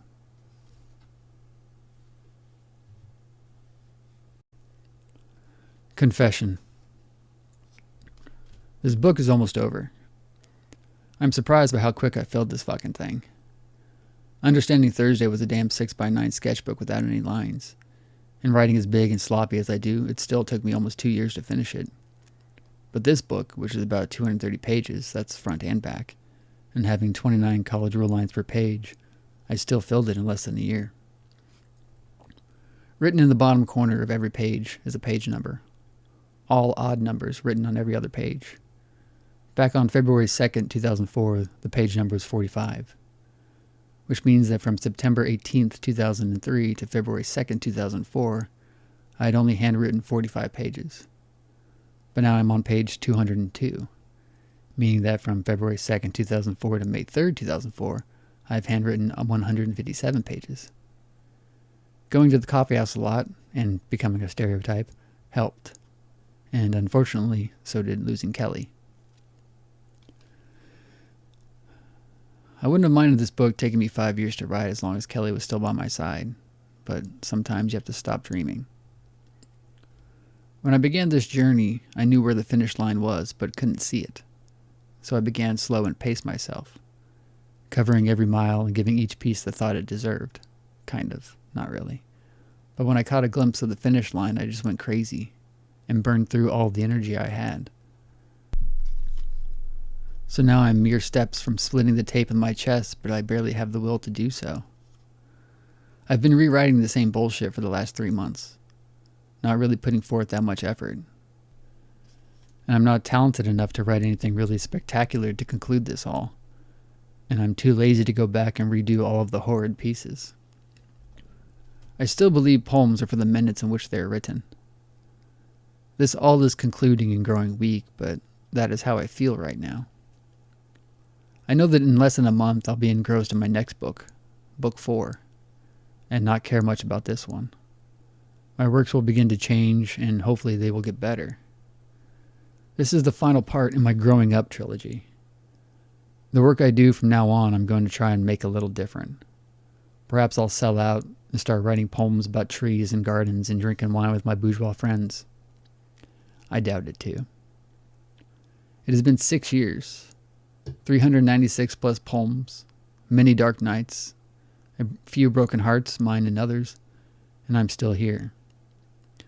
I'm sorry if I've disappointed you in any way, but please come back for more. From now on, the fucking gloves are off, bitches, and there's no motherfucking holding back. More gibberish. Could you imagine what it would be like if men could ejaculate diamonds? Think of all the women lined up on their knees. I apologize for the objectification, but not really. Then again, if every guy could do that, then diamonds wouldn't be so rare. Or what if semen tasted like chocolate chip cookie dough ice cream? Man, that'd be crazy. Yeah, I don't know what goes through my head either. 2-year anniversary, or the last words. On this day, in 2002, my ex-girlfriend began to date my best friend, and the pain I felt was great. Now on this day, 2004, I said these words to the girl I loved more than anyone. I was my best friend for over a year. Did you love me? Yes. Were you my friend? Yes. Then listen to me. Are you listening? Yes. This will be the last thing I ever say to you. I will never call you again, or email you, or pass words through someone else. This is the last thing I'm ever going to say. I loved you more than anyone in my life. You were one of the greatest people I've ever known. But you have hurt me and instilled more pain in me than anyone else, and I hate you for that. But not really. I love you so much, but fuck you. And fuck what we had. God damn it, Kelly. I love you so much, but fuck you.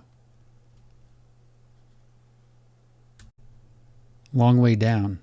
One last thing. Movies never change. Their images always stay the same, although the actors and actresses grow old and die. Books never change.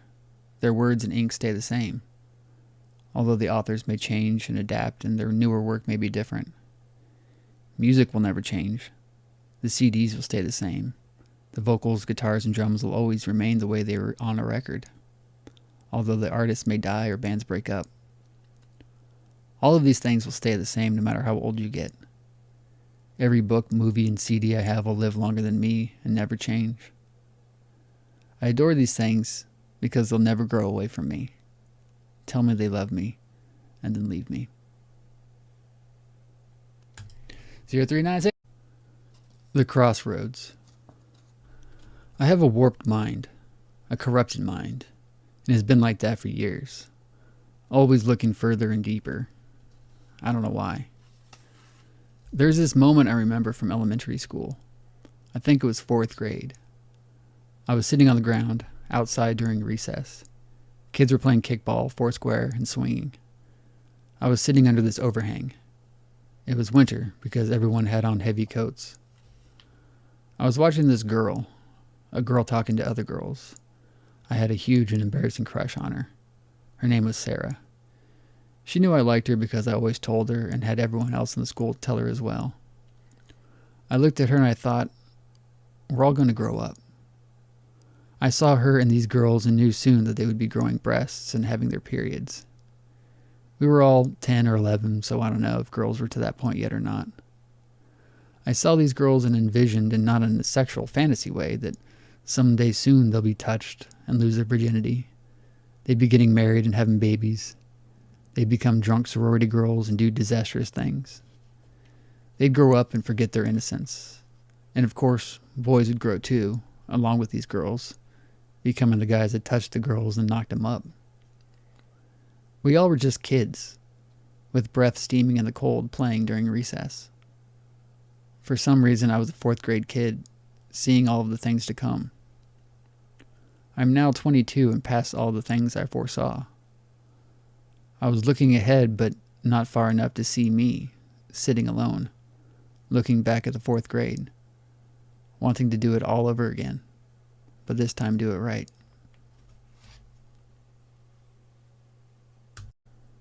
Paroxysm. A tiny moment you remember forever. A simple moment of beauty. A hand running over a lover's stomach, and slowly a finger runs under the waistline of clothing. The lover sucks in their little belly. An inaudible submission. A silent yes. Shitwanga. Will we ever turn our eyes away? Will we ever see the trees? Will we ever look past the flashing lights and busted fenders to see the fields of flowers beyond? The final countdown. We're almost there. I've come full circle. I am alone once more, feeling the pain of losing love. It has been 2 years, and I feel the same, but I am not the same. I have grown, I have changed. I write as often as I have always wanted. I think harder and longer about my choices than before. I am smarter, I am wiser. I know where this path leads, and I am aware of how I once was and what I did. Now that I am here again, I won't make the same mistakes. I'm not happy. I see the world around me and am aware of the changes to come. I'm not happy. I am lonely and I just want to love and be loved, but there's no one to love me, and even if I find someone, would my past scare them away too? I am lonely and hurt. I just want to love, but for now, I want to destroy and cause pain. I know the right path to walk, and part of me doesn't want to. Part of me just wants to run myself into the ground like I did years ago. Do you know why? Because fuck you. That's why.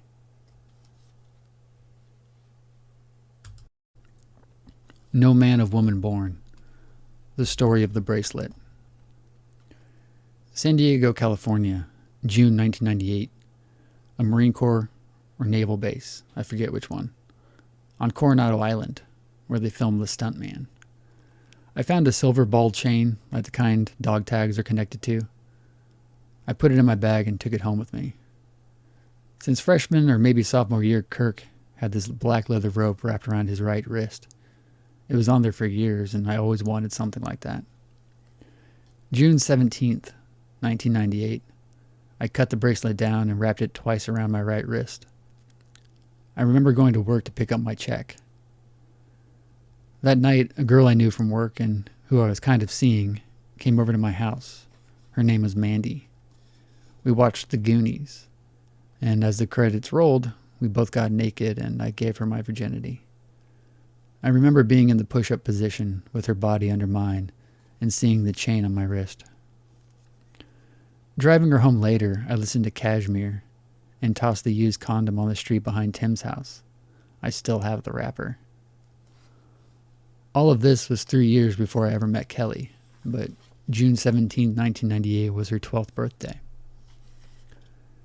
September 13, 1999, I began to date another girl named Marilyn. By this time, I put a black rope on my wrist, and so did she, to symbolize our love. Both of them kept falling off and breaking, and we had to repeatedly fix them. A perfect analogy for our relationship. In the year and a half since losing my virginity, I slept with 7 girls. 5 one time each, one about 6 times, and the other a lot more than that. Marilyn and I dated for 2 years and 2 weeks, bringing us to October 2001. By this time, my number was 10. Kelly and I first slept together September 1st, 2001. An interesting side story to all this is when visiting Marilyn at college in January of 2002, I recognized a girl in a picture of Marilyn's sorority. The girl I recognized, Marilyn had talked to once or twice about me. It was Mandy. By summer of 2002, my number was 12. I will admit that when I was younger, I thought the bigger the number, the better the man. I was stupid, but what can I say? I thought it would make me a man, but thinking now, looking back and realizing this doesn't make you a man, actually makes you a man. So throughout all this, I still had this damn bracelet on my right wrist. It was a symbol of me. All main characters I wrote in my screenplays and various stories always had one. And a Kanga and Rue doll I gave Marilyn one Christmas. Both Kanga and Rue had little bracelets. Anyway, come one day I jumped out of bed and big spiggity bam, it fell off. Right to the floor. I went to school, came back, and took a picture of where it was laying. I then hung the bracelet on the wall where it still resides. It falling off ended a long and arduous period of my life. It fell off on September 13, 2002, what would have been mine and Marilyn's 3-year anniversary. That night was the night at Penguin Park, where and exactly when I knew I was truly in love with Kelly. The bracelet was on my wrist for 4 years and 3 months, or 1,549 days, thus the basis for the title of the final piece in Understanding Thursday. Within these 1,549 days, I had sex with 12 girls. I'm not ashamed, but I'm not proud. I did many terrible things and was a complete bastard to a lot of people. But since the bracelet fell off, I've only been with one girl. I've only loved one girl. I've done my best to be a man since then, and I think I've come through a little. In August of 2003, I put a new bracelet on my wrist, and around March of 2004, I put a black leather rope on my left wrist. The rope came from a journal Marilyn once gave me called A Mad Jack's Fleeting Glimpse. I don't know what these new bracelets mean yet, but when I figure them out, I'll let you know. Double crown. A head full of voices, a mouth full of degradation. His eyes blink to the ticking of all clocks. The sands of time melt into glass to encase his past of lies and mistakes, with no salvation in sight. Bourgeoisie, 38. Love is a fluid, passed intravenously, flowing from me to you. I want all you have to give. For me to live, I will suck you dry. 39. Dacrophilia lovers, licking liquids from each other's face. Dark side of the moon revolving. Diamond etching, scratching, and speakers speaking. Black light shining down, glowing smiles, with tears on their tongues. 40. Closing my eyes, I see nothing, speaking only to breathe, laughing as a front to cover the crying, dreaming of a world that's non-existent, covering my ears to drown out the screaming voices, cackling and begging for me. KHBS WTG. I finally feel content with my body and mind contained within. I actually feel at home in my skin. It's just everywhere else I am having a problem with. I don't know the walls that are my room. I don't know the neighbors in my hood. It feels like I don't know the people I call my friends, and sometimes I don't even know if I want to know them anymore. I love them and care about them, but I'm no longer comforted by them. Trying to involve myself in their lives takes so much effort, and rarely do they make an attempt to be in mine. I am a page and a quarter page from filling this book. I already wrote the final piece. I never actually handwrote it in here. I am for the first time happy with myself. I am for the first time at home inside my skin, but now I've transcended all and become what I've always wanted to become. Now that I am full of love and friendship, and I no longer want to hurt anyone. I look around to see there's no one to be proud of me. There's no one who knows this new and true me. Is this what we call irony? Is this some kind of cosmic joke? I guess so. Maybe I'll find it funny someday. Yeah, maybe. Playing. Yeah, playing. I was a child then. Till the street... Oh, wait, we already did that. I was a child. Now I'm a man. Alone to fight through this life. I'm ready, but just have one last task. Enjoy my last.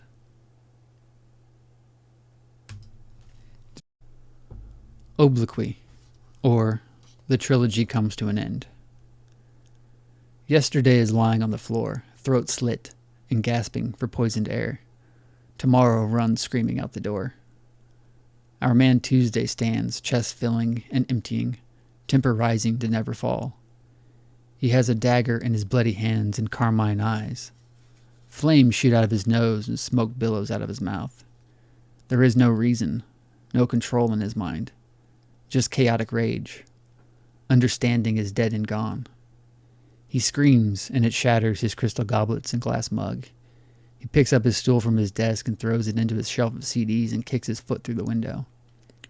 Slamming his fist into his posters and concert ticket-covered walls, throws his Halloween collection to the floor, unzips his pants and pulls out his tiny cock, pissing all over, knocks his screenplays from the shelves, tearing the pages, tossing them and all of his books, read and unread, into a pile, takes the knife and slashes through his photo albums, slicing the emulsion and paper throats of his friends. He takes a machete to his DVDs and VHS cassettes, destroys his posters, buttons, and childhood art projects, all art created merely for the sake of it. He screams again, but this time it is silent, but the inaudible sound waves cause ripples in the confetti of torn pages filling the room. He takes a bottle of whiskey, gulps down a large swig, and he spins, arms outstretched like a sprinkler. He sprays the walls and floors. Yearbooks in his new bed doused in gasoline, soaking all the sheets, ready to fulminate. He is nothing he was. He is everything he is destroying, dying to be reborn, lighting a match with the fire of his breath, tossing it into the kindling, love letters from all those girls. It takes light. He rips off his black bracelet on his left wrist, but leaves the silver one on his right, a small token, a reminder of what he is killing today, digs his nails into the fabric of his clothing, tearing them from his body, shredding them and scarring himself. His clothes fuel the burn, and his dick hangs freely, downs one more swig of whiskey and pours the rest over his flaccid cock, disinfecting it and erasing its memory of the women it has stabbed. He bursts through the front door and walks into the yard, sky burning down, the house engulfed in flames, flames licking the heavens above. Machete still in hand, he skips into the street, chopping down the streetlights, so they will never come on again. He laughs, a crazed laugh, knowing this is the end of the end and it will never begin again. The house burns down as his cock goes erect. He strolls into this new world after killing what and who he was, walking out into this world with one final primal scream and his fist raised in the air.